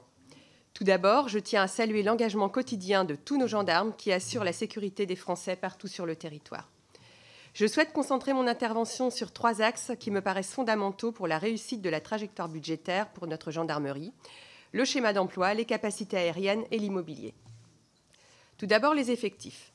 La pose du schéma d'emploi en 2025, pour laquelle j'avais déjà émis des réserves, a mécaniquement ralenti la dynamique de proximité que nous avions collectivement engagée avec la LOPMI. Les 239 brigades annoncées suscitent beaucoup d'attentes dans nos territoires, des attentes résolument légitimes. Il me semble essentiel que pour le PLF 2026, on redonne un élan significatif avec le schéma d'emploi positif que vous appelez de vos vœux. Sans cela, la parole de l'État perdrait en crédibilité. Nous serons à vos côtés pour défendre cette trajectoire. Deuxième point, les hélicoptères. La commande de 6 hélicoptères en 2023 était un signal important. Mais chacun comprend ici que ce n'est qu'une première étape. Le vieillissement des écureuils crée un risque tangible de rupture capacitaire. Je crois qu'aucun d'entre nous ne peut accepter que demain, une intervention de secours ou d'appui aérien échoue faute de disponibilité technique.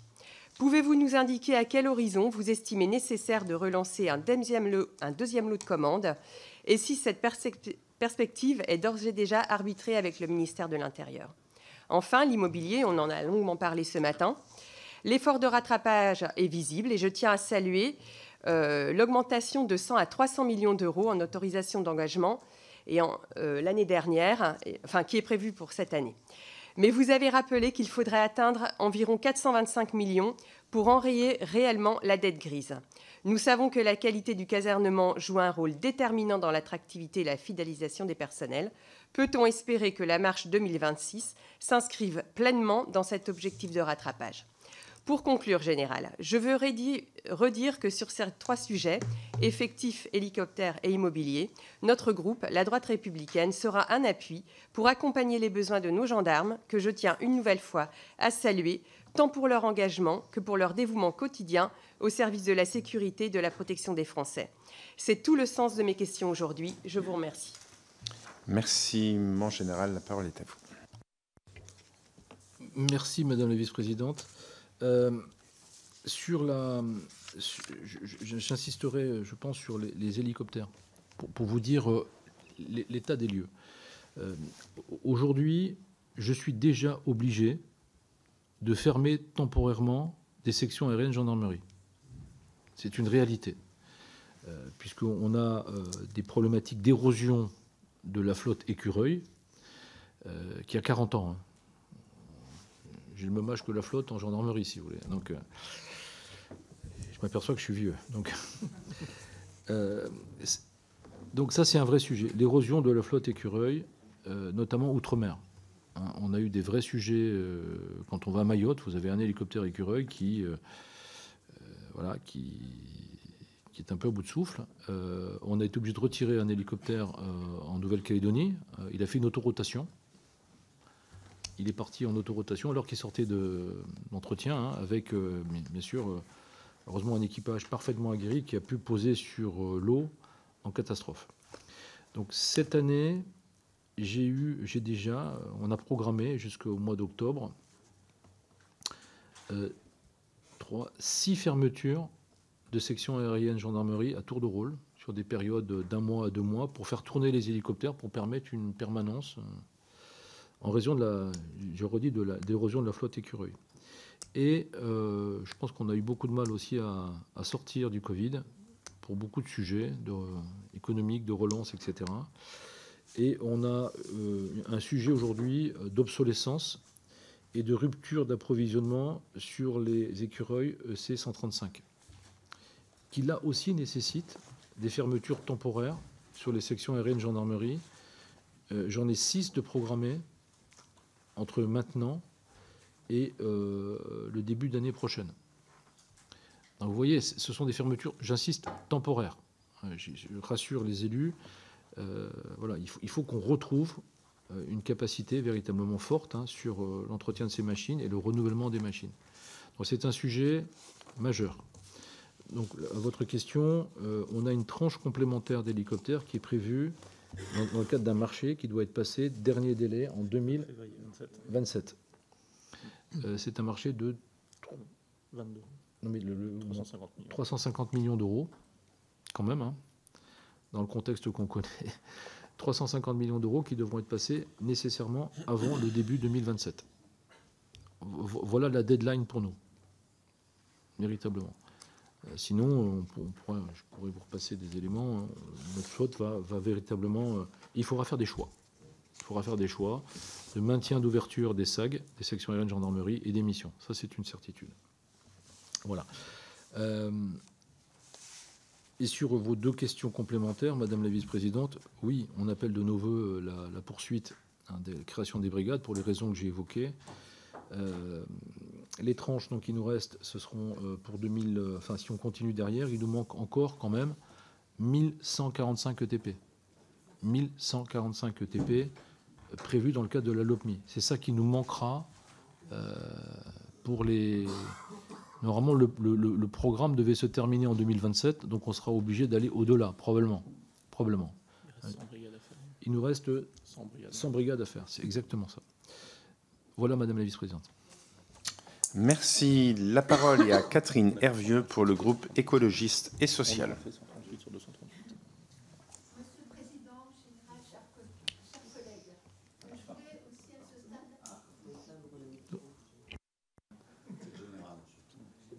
C'est bon? Ah oui, c'est mieux. Monsieur le Président, Général, chers collègues, alors déjà, je voulais exprimer mon soutien concernant l'implication de la gendarmerie et des gendarmes au plus près des habitants qui constitue aussi une relation de proximité très très essentielle dans notre société. Je pense qu'on partage largement cela. Souligner aussi la nécessaire qualité des liens et des relations avec les élus locaux car ça permet aussi une synergie d'action. Je voulais aussi partager le fait que l'immobilier, qui est un fondement du système d'armes de la gendarmerie, constitue une priorité. Ça a été pas mal dit par les collègues. Et moi aussi, je vais souligner ce qui se passe dans ma circonscription. La caserne de Flandre à Dijon est une illustration révélatrice de la discontinuité entre les budgets précédents avec des coupes récurrentes de chauffage et d'eau chaude. 60 millions d'euros sont prévus en matière de réhabilitation de cette caserne avec le début des travaux au minimum en 2027, mais la situation perdure depuis plusieurs décennies. Pour le budget 2026, il y a une nette augmentation de la brique immobilier dépenses du propriétaire. Cela constitue une avancée quant à la prise en compte de la situation, mais insuffisante pour combler tous les besoins. Vous avez insisté là-dessus, Général. Comment alors faire avec la construction de nouvelles brigades ? Sur la réhabilitation énergétique globale. C'est un enjeu climatique, bien évidemment, mais un enjeu aussi d'économie. Tout cela est conjugué.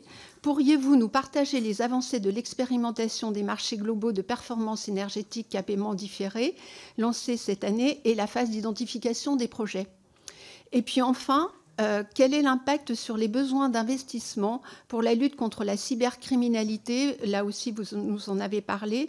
Donc, les impacts du retard de l'adoption du PJL, résilience des infrastructures critiques et cybersécurité. On a 1 an de retard pour l'application de la directive européenne. Je vous remercie. Merci, Général. La parole est à vous. Merci, Monsieur le Président. Je répondrai sur la première question autour du contact et je laisserai le directeur des soutiens et finances vous parler de la performance énergétique. Oui, j'appuie, Madame la députée, énormément sur ce que vous dites sur le contact. Je le dis d'ailleurs régulièrement, on est dans une société qui est quand même très fracturée, où on assiste quand même à une montée à la fois des violences et des radicalités. C'est ainsi. Je demande aux gendarmes, quel que soit leur grade sur le terrain, finalement d'essayer de contribuer à la confiance. Je pense que ça, c'est essentiel. C'est pour ça que je demande aux gendarmes de démultiplier les patrouilles, et c'est compliqué. C'est compliqué pour nos gendarmes de terrain, puisqu'ils sont soumis aussi à une judiciarisation importante de la société. On porte beaucoup plainte, et il y a des choses qui sont aujourd'hui très chronophages, mais vous prenez par exemple les violences intrafamiliales. Les violences intrafamiliales, pour la gendarmerie, ça représente environ 1/3 de toutes les gardes à vue de la gendarmerie. Évidemment qu'il faut le faire. C'est une nécessité absolue. Et ça prend beaucoup de temps, c'est beaucoup d'énergie pour nos gendarmes, et ça laisse de moins en moins de temps pour aller sur le terrain au contact. Il faut le maintenir. C'est un sujet de confiance vis-à-vis de nos concitoyens, et je remets en avant les élus.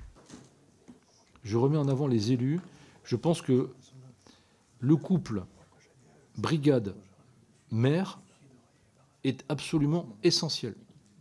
Nos maires sont en première ligne. pour beaucoup de choses. C'est le maire qu'on vient voir, après les gendarmes. Nous travaillons beaucoup aujourd'hui en liaison avec les maires sur les violences faites aux élus. On a un centre d'analyse pour la lutte contre les atteintes aux élus, le centre Calaé, que nous avons porté, qui maintenant est au niveau du ministère de l'Intérieur. C'est une absolue nécessité. Il faut aussi que, voilà, au quotidien, on ait véritablement ce chaînage avec nos maires. Je demande aux gendarmes aujourd'hui, aux commandants de brigade, d'aller voir systématiquement les maires pour leur exposer le service. Notre redevabilité, c'est vis-à-vis des élus. Et on demande aux maires, est-ce que vous comprenez notre service? Est-ce que vous, monsieur, madame le maire, ce qu'on fait vous paraît orienté, convenablement? Donc ça, il faut partager ça beaucoup plus. Donc c'est cette ouverture-là aujourd'hui qui est la nôtre, dans le sens du contact, merci d'en parler, du contact et de la confiance. Je laisse la parole au directeur pour les sujets énergétiques. Bonjour Madame la députée. Effectivement, la caserne de Flandre est un sujet bien connu. Ça fait quelques années qu'on y réfléchit. En l'absence de crédit, il y a quelques années, on envisageait de faire un marché de partenariat. Finalement, ça n'a pas été possible. Donc là, on repasse en crédit domaniaux parce que on a une légère amélioration sur les crédits immobiliers. Donc on va pouvoir lancer la caserne. Et donc les études commencent cette année et devraient effectivement permettre de commencer les travaux en 2027. Sur la rénovation énergétique, c'est un sujet qu'on a bien en tête parce que depuis le 1er janvier 2025, normalement, on n'est plus censé louer des logements qui ont un diagnostic énergétique pire que eux. Alors, chance ou pas pour la gendarmerie, mais on n'a pas l'obligation de faire ces diagnostics énergétiques, donc on ne connaît pas l'état du parc. Mais les quelques casernes qu'on rénove où on fait le avant-après, il y a plus de la moitié des logements qui sont en F ou G, et plus de la moitié, c'est une grosse moitié qui est en F ou G. Donc effectivement, il avait été envisagé un dispositif qui s'appelait le MGPEPD, c'est un nom un peu barbare, donc le marché global de performance énergétique à paiement différé, qui est un dispositif qui permettait de faire des travaux énergétiques et de payer un loyer après sur une quinzaine d'années pour rembourser ces travaux. On avait identifié 2 casernes pour ce dispositif cette année, à Bourgoin-Jallieu et à Mont-de-Marsan. Malheureusement, alors, les crédits devaient être portés par la direction de l'immobilier de l'État et donc lancer les travaux cette année. La DIE a aussi subi quelques contraintes budgétaires et donc pour l'instant on n'a pas pu lancer ces projets sur le marché, sur le modèle MGPEPD. Pour autant, les 2 projets en question, on va les reprendre en crédit domaniaux l'année suivante. Donc les casernes seront bien faites, mais pas en modèle MGPEPD puisque les crédits ne sont pas disponibles sur les crédits de la direction de l'immobilier de l'État. Donc, voilà. Malheureusement, on ne va pas tester le dispositif, mais on fera quand même les travaux sur les 2 casernes qui avaient été identifiées. Merci beaucoup, monsieur le directeur. La parole est à Geneviève Dariussec pour le groupe Les Démocrates. Merci, monsieur le président. Général, bon, je viens d'entendre qu'à Mont-de-Marsan, ça va être différé, puisque chacun porte son territoire. Moi, je dois dire qu'effectivement, il y a des urgences et des urgences depuis des années et des années. Et je comprends les sujets de fidélisation et les sujets aussi, parce qu'il faut fidéliser les familles. Et fidéliser, il n'y a pas que le gendarme. À fidéliser, il y a aussi sa famille. Et la fidélisation des familles, quand on habite dans des logements vétustes et pas du tout adaptés en termes caloriques ou en termes de rafraîchissement, on a vraiment un sujet qui est grave. Donc moi, je vous ai écouté avec attention et je n'ai pas d'autres questions à vous poser sur tous ces sujets. Je vois bien que tout cela est pris en compte, mais il faut véritablement des budgets. La seule question que j'aurais quand même, c'est y a-t-il un véritable plan pluriannuel d'investissement qui est visible et savoir s'il est suivi et si effectivement on le respecte et avez-vous des services en capacité de porter des augmentations des services infrastructures, en capacité de porter des augmentations de budget, parce que ça c'est souvent le problème aussi. Quand les budgets augmentent beaucoup, quelquefois on peut avoir du mal à les mettre en œuvre. Donc c'est une vraie question pour la réalisation concrète des choses. Donc je voulais quand même, je n'ai pas de questions, vous avez répondu à beaucoup de questions, je voudrais quand même saluer la gendarmerie, dire que nos concitoyens aiment leurs gendarmes, les élus dans les zones rurales aiment leurs gendarmes, et je suis dans un département où nous avons tout cela, la ruralité, mais aussi le tourisme avec les réservistes qui sont indispensables. Donc, merci pour l'organisation nouvelle, adaptée à des enjeux nouveaux aussi que vous mettez en œuvre, parce que vous êtes obligés de vous adapter aux situations sécuritaires, mais aussi aux situations technologiques et aussi aux enjeux de résilience de la nation. Donc, je voulais vous remercier très sincèrement et vous dire toute notre gratitude. Merci, mon général. Merci beaucoup, Madame la Ministre. Effectivement, vous avez raison, c'est-à-dire qu'on a souffert d'un manque de crédit. Et pour reprendre vos propos, il faut relancer la machine, en quelque sorte. Il faut relancer la machine. Alors, nous, on a un programme d'investissement immobilier, c'est sur 5 ans. Et j'ai demandé au directeur des soutiens finances de rebâtir, en fait, un schéma immobilier de la gendarmerie. C'est dans ce cadre-là qu'on propose ce nouveau décret, d'ailleurs, de LOA, en fait, location option d'achat, pour revenir sur de l'immobilier d'État. Voilà. Donc, mais c'est vrai, il faut relancer la machinerie. Moi, mon sujet, c'est essentiellement aujourd'hui la conduite des opérations au niveau départemental. Nous avons une chaîne immobilière qui est un peu fragilisée. Il faut dire les choses. Voilà. Donc moi, je fais un effort aujourd'hui de chaînage entre le niveau central, national, le niveau régional et le niveau départemental pour appuyer ce qu'on appelle les sections des affaires immobilières pour être en capacité de reprendre des programmes. Donc ça va se faire. Ça va se faire, ça c'est l'impact militaire. Mais on a eu peut-être cette année un petit temps de latence. C'est pourquoi cette année, on a été essentiellement d'abord sur un plan très important, poignée de porte plus. C'est-à-dire qu'il a fallu refaire l'accueil des brigades, il a fallu refaire des cages d'escalier, il a fallu refaire cette année la mise en conformité des ascenseurs, à peu près partout. Donc déjà, ça nous a permis ça. Et donc là, dans les projets à venir, on parlait de Dijon. Dijon, ce seront des travaux qui vont être faits sur le domanial, avec ces 300 millions d'euros. Vous voyez, donc c'est une reprise progressive, mais on a intérêt à monter vite en puissance. Oui. Tu veux compléter ? Pour compléter un tout petit peu, effectivement, la difficulté, c'est que nous, on a une programmation en interne. Après, on dépend de l'annualité budgétaire, et donc on ne connaît pas quel sera notre budget 2027, 2028, 2029. Et l'un des points vraiment particuliers sur l'immobilier, c'est l'inertie de ces sujets-là. Et le plus délétère, en tout cas, ce qu'on constate, c'est le stop and go. C'est-à-dire que si on nous donne, pendant le plan de relance, 200 millions, ça va permettre de faire des choses. Mais si on arrête l'année suivante, on a des équipes immobilières qui font du stop and go, qui lancent des projets, qu'ils ne les voient pas se réaliser. Puis 2 ans après, on leur dit, tiens, est-ce que vous n'avez pas des projets ? Il faut repartir. Donc le vrai besoin pour nous, c'est vraiment d'avoir des crédits dans la durée et qui ne soient pas en train de faire le yo-yo année après année. Merci. Mes chers collègues, nous avons 6 questions individuelles, donc je vais vous proposer de prendre 3 par 3 et nous commençons par Emmanuel Taché. Merci Monsieur le Président, chers collègues, mon général. Dans la 16e circonscription des Bouches-du-Rhône, à Arles, les Saintes-Maries-de-la-Mer, Saint-Martin-de-Crau, le narcotrafic n'est plus un phénomène urbain. Il gangrène nos villages, nos zones rurales, voire nos écoles. Le gang des aides-mafias s'y est implanté avec des règlements de compte souvent meurtriers.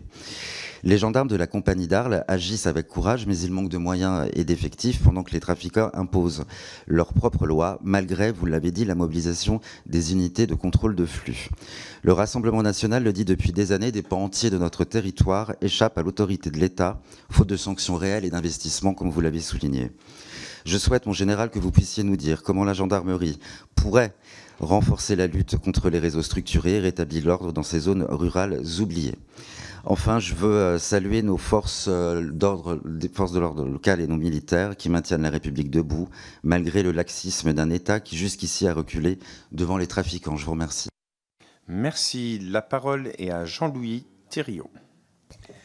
Merci, Monsieur le Président. Mon général, même si tout le monde l'a dit, je veux à mon tour exprimer mon immense gratitude à nos gendarmes. J'ai la chance dans mon territoire en Seine-et-Marne d'avoir un groupement et une compagnie à Melun qui font un super travail et je ne peux pas ne pas le dire, ils incarnent la militarité, la proximité, notamment avec les élus, évidemment l'enracinement territorial.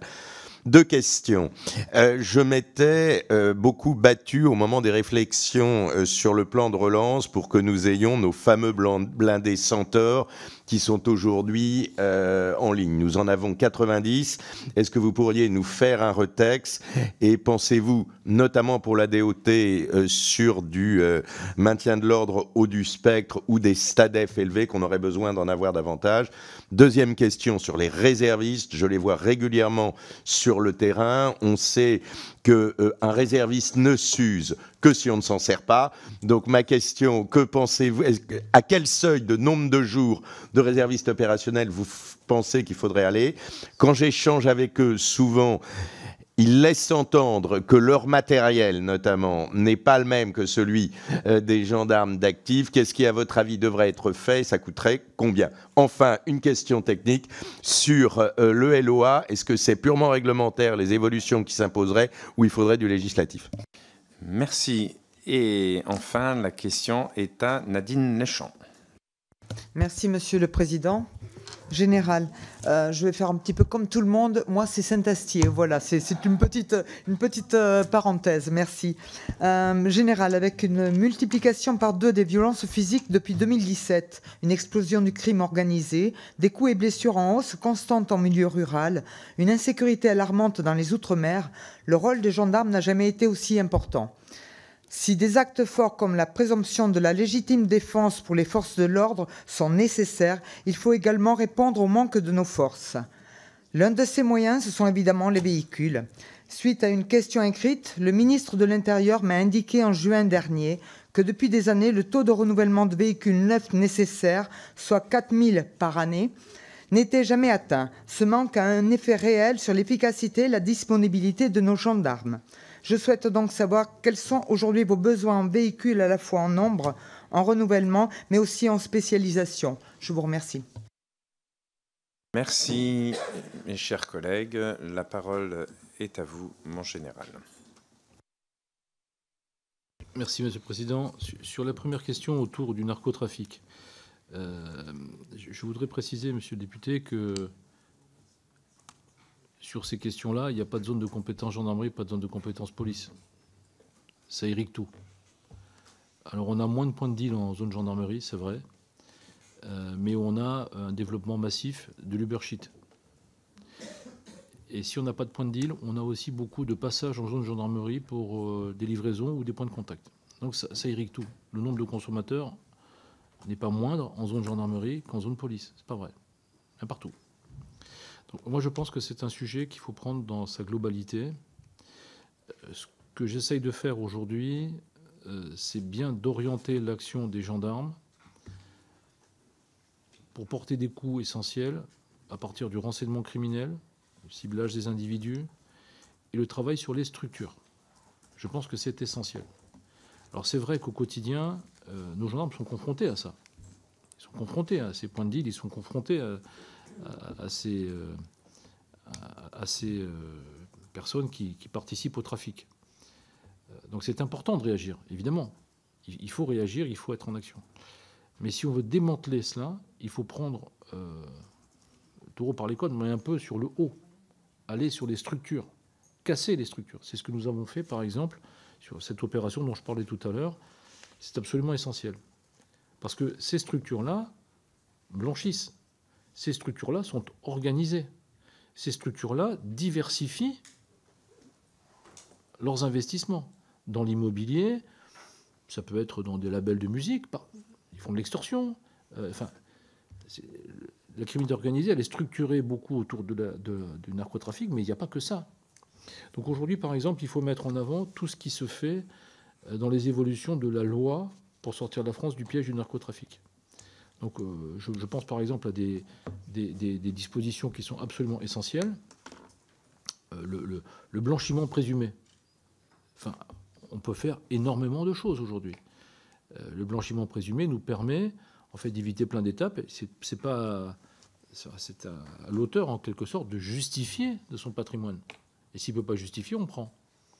Donc vous voyez, il y a toutes ces évolutions qui sont absolument essentielles. La loi narcotrafic permet beaucoup de choses aujourd'hui dans le domaine judiciaire et on doit les décliner aussi en administratif, le pouvoir des préfets. Donc, ce que je demande à mes gendarmes aujourd'hui, c'est d'avoir une déclinaison des deux côtés, administratif et judiciaire, dans le cadre de la loi narcotrafic. Ça, c'est absolument essentiel. Sur les centaures, c'est un game changer véritable. C'est-à-dire que les centaures ont été mis à contribution comme jamais, je crois. Nos anciens blindés de la gendarmerie, finalement, les VBRG n'ont pas été utilisés comme sont utilisés les centaures. Parce que les centaures, finalement, ce n'est pas un engin de maintien de l'ordre. Il faut le rappeler. La doctrine d'emploi des centaures, elle est tout autre. Les centaures doivent permettre aux gendarmes d'agir sous le feu, ce qui est différent. C'est-à-dire qu'un centaure, il peut être employé dans le cadre de rétablissement de l'ordre, dans le cadre de guérilla urbaine, dans le cadre d'insurrection, comme c'était le cas en Nouvelle-Calédonie, mais ça peut aussi être employé, par exemple, pour du secours ou des opérations plus militarisées. Donc, les centaures, c'est une véritable réussite. On en a une petite centaine, 90. Je ne pense que ce n'est pas suffisant par rapport au contexte actuel. Et je pense qu'il faut effectivement augmenter le nombre de centaures dans le cadre notamment de la DOT. Je pense que c'est une nécessité. Enfin, sur les réserves opérationnelles, moi je considère qu'il faudrait qu'on puisse employer au moins nos réservistes une vingtaine de jours par an, un minimum. Alors, le vrai sujet, c'est le budget. Je ne peux pas, en fait. Là, je vous dis, je ne peux plus employer de réservistes. Je ne peux plus, j'ai plus d'argent. Donc, ça crée un sentiment chez nos réservistes, parfois, de rupture. C'est-à-dire que certains réservistes vont être employés et seront rétribués en janvier l'année prochaine. Je ne peux pas faire autrement. Et l'engouement est réel. Hein. C'est-à-dire qu'ils me disent après, en général, vous ne voulez plus nous employer. Je n'ai pas d'argent. Voilà. Donc on pourrait faire plus. Donc on a 100 millions d'euros. C'est insuffisant. C'est insuffisant par rapport à l'emploi des réservistes. On me dit même 30 jours. La demande, elle est à 30 jours. Vous voyez, 30 jours ESR, ce serait 25-30 jours, c'est essentiel. Je pense qu'il faudrait dépasser largement les 150 millions d'euros. Parce que j'ai aussi un vrai sujet d'équipement. Alors je vous donne juste un exemple pour vous dire, parce que ça me paraît essentiel. Le SNU n'est plus. Et vous voyez, nous, dans les départements de gendarmerie, on a des classes de cadets de la gendarmerie de partout. Vous en avez chez vous. Il faut les maintenir. Alors moi, j'ai eu la chance, l'honneur de remettre des diplômes à des jeunes issus de cités. Je veux dire comme ça, je veux dire les choses tout simplement. Donc je me suis déplacé pour remettre ces diplômes. J'avais des centaines de personnes. J'ai passé un moment important à faire des photos avec des familles. Parce qu'on remettait des diplômes, beaucoup à des filles d'ailleurs, issues de cités, en disant c'est le premier diplôme qu'on obtient. Donc c'est aussi une façon d'engager une partie de la jeunesse. Mais toutes ces classes de cadets de la gendarmerie, j'ai pas de financement. Donc je suis obligé de travailler avec des donateurs, des généreux donateurs, pour qu'on puisse équiper ces jeunes au quotidien. C'est une chance. C'est une chance de pouvoir les amener. On le fait beaucoup en Bretagne, on le fait beaucoup. Et donc il faut y aller parce que c'est aussi derrière des gens qui peuvent s'engager plus tard dans la gendarmerie. Enfin, la question autour des moyens véhicules, Madame la députée. Bon, notre parc, il est vieillissant, j'ai dit. Pour le parc moto, on a 3000 motos aujourd'hui. Le parc a plus de 7 ans d'âge moyen. Bon. Donc là, il va falloir aussi penser au renouvellement des motos de façon très très rapide.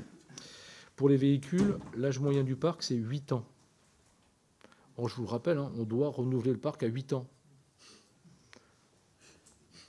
Donc on a déjà beaucoup de retard. Je vous l'ai dit tout à l'heure, c'est un parc à 27 000 véhicules. J'aurais dû renouveler déjà plus de 10 000 véhicules. Donc, le retard, il est conséquent. Et le parc de poids lourds, on a quand même 3700 poids lourds. Bon là, le parc, il a 15 ans d'âge. Mais ça, on sait... Comment ? Il y a les VMO. Oui. Mais oui, il y a les véhicules de maintien de l'ordre dedans. Là, pour le coup, c'est un renouvellement. On renouvelle les véhicules de maintien de l'ordre parce que là, c'était un choix qu'on a fait. Il y a une absolue nécessité, sachant que nos escadrons de gendarmerie mobile, parfois pour un maintien de l'ordre, traversent la France. l'escadron de Sarreguemines, il peut être demain à Dax, il peut être... Vous voyez, donc là, on a une nécessité absolue. Et puis, ce sont des véhicules qui sont exposés lors du choc, parfois dans les manifestations. Donc voilà un petit peu l'état du parc. Il est urgent de renouveler. Merci, mon général. Nous passons aux dernières questions et j'en ai une qui s'est rajoutée de Christophe Bex. Donc nous commençons par Corinne Vignon.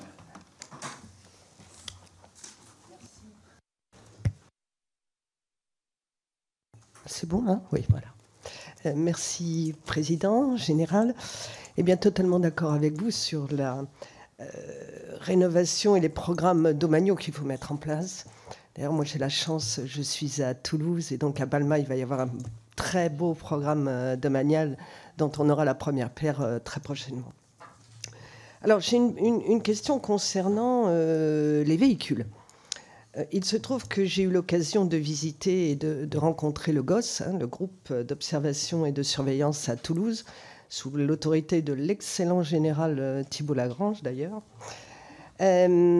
Alors, le GOS a des missions sensibles d'observation, et il se trouve que les véhicules qui sont mis à la disposition des gendarmes sont des véhicules, souvent des 3008 ou des Renault Scénic, qui sont les mêmes que la police. Donc, ce qui veut dire que les personnes que l'on surveille repèrent tout de suite les voitures. Donc, on a absolument besoin de véhicules banalisés, peut-être issus de saisies.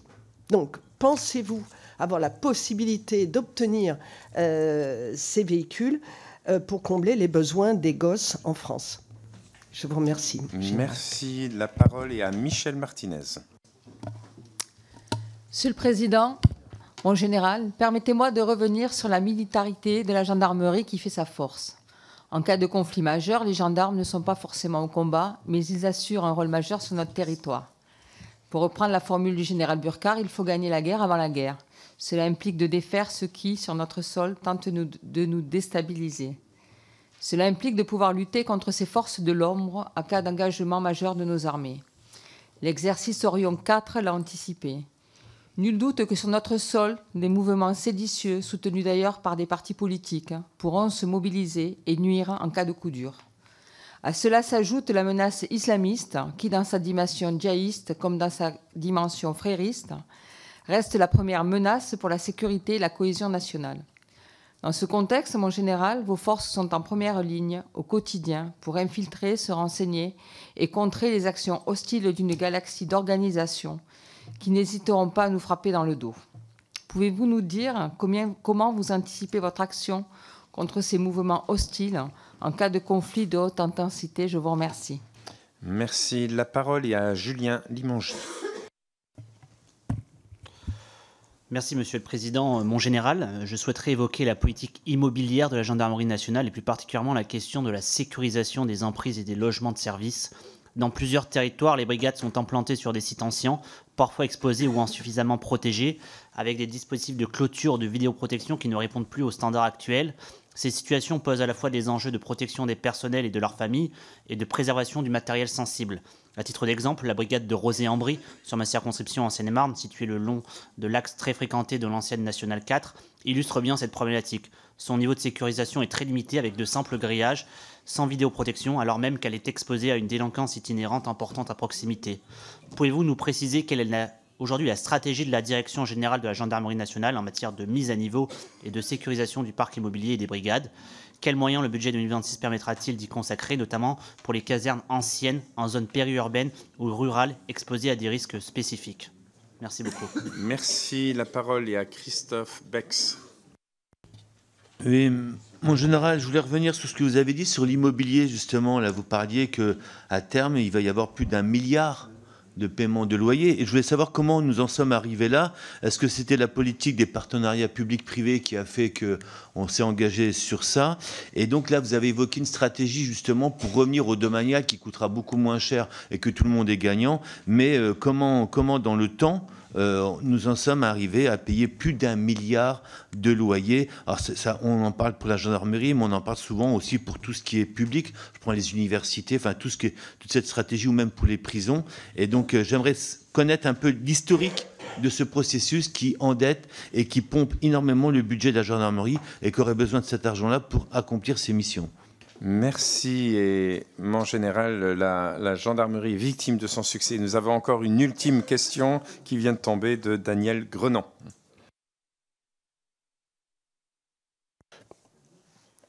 Merci, monsieur le Président. Mon général, je souhaite exprimer ma gratitude sur l'ensemble des gendarmes qui assurent chaque jour notre sécurité. Les événements survenus en Nouvelle-Calédonie l'année dernière ont révélé une faille dans notre système. Le déploiement massif de gendarmes sur place en raison du conflit a engendré une forte hausse des dépenses que le gouvernement n'avait pas anticipées.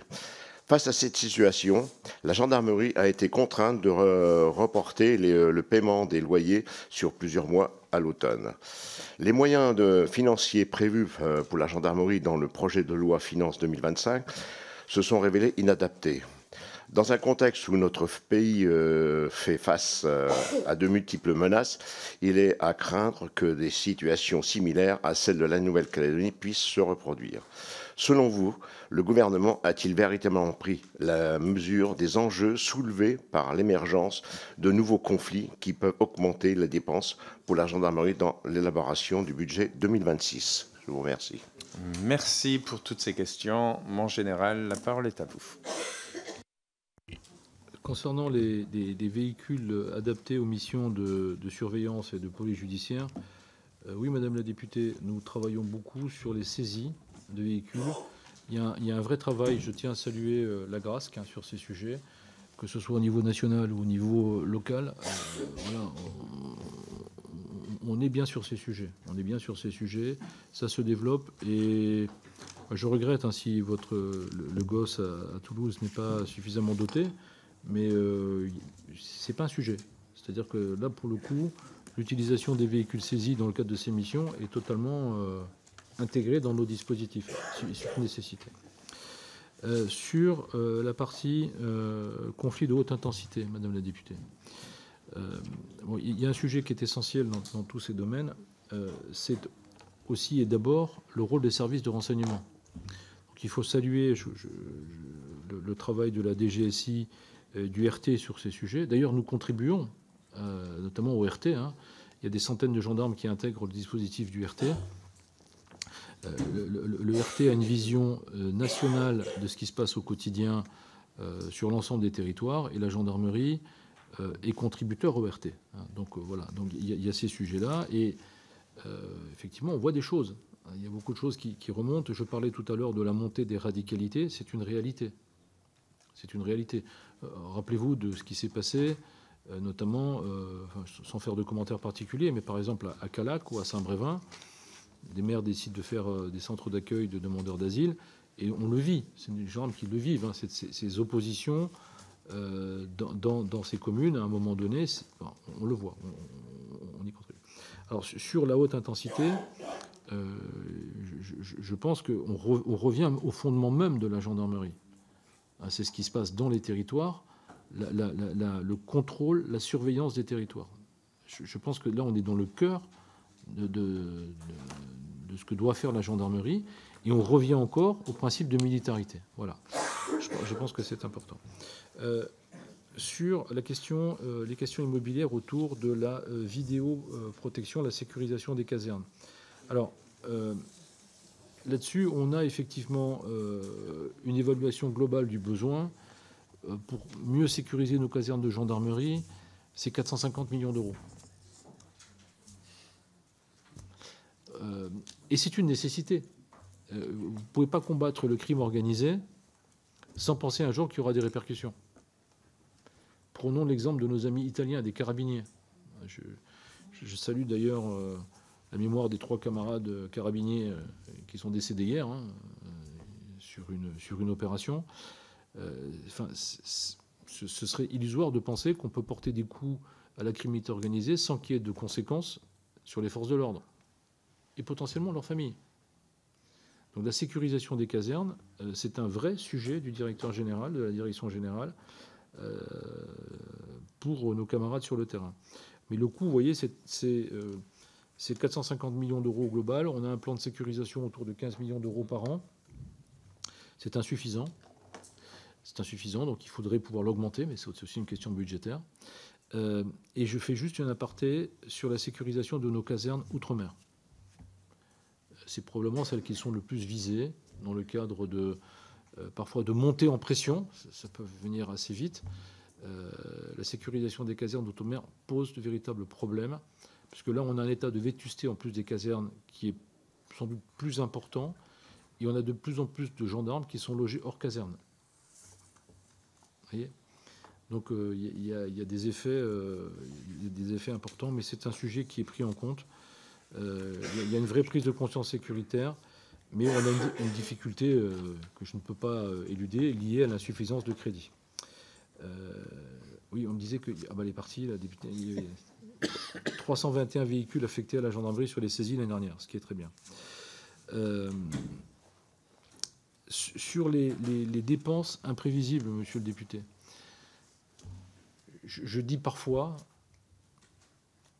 ce n'est pas le directeur général qui commande la gendarmerie, c'est l'événement. Moi, j'ai deux contraintes majeures en tant que militaire, c'est l'événement et le temps. La gestion du temps et la gestion de l'événement. Nos budgets sont... On propose des budgets pour faire face aux situations actuelles. On anticipe bien évidemment ce qui pourrait arriver, mais je pense qu'on n'est jamais sûr de rien. Voilà, donc je ne peux pas vous faire d'autres réponses. En fait, c'est une adaptation. Et en tant que militaire, je pense qu'il faut faire face aux situations en étant offensif. Hein. Il faut être offensif. Et puis à un moment donné, il faut faire des choix. Donc c'est ce que je demande. Je demande beaucoup d'adaptabilité, de souplesse, parce que, je le redis, hein, celui qui commande véritablement, c'est l'événement. Merci beaucoup, mon général, pour toutes ces réponses. Merci, mes chers collègues, pour toutes ces questions. Nous nous retrouvons tout à l'heure à 11h pour une nouvelle audition. À tout à l'heure. Encore un grand merci, mon général, monsieur le directeur et bon colonel.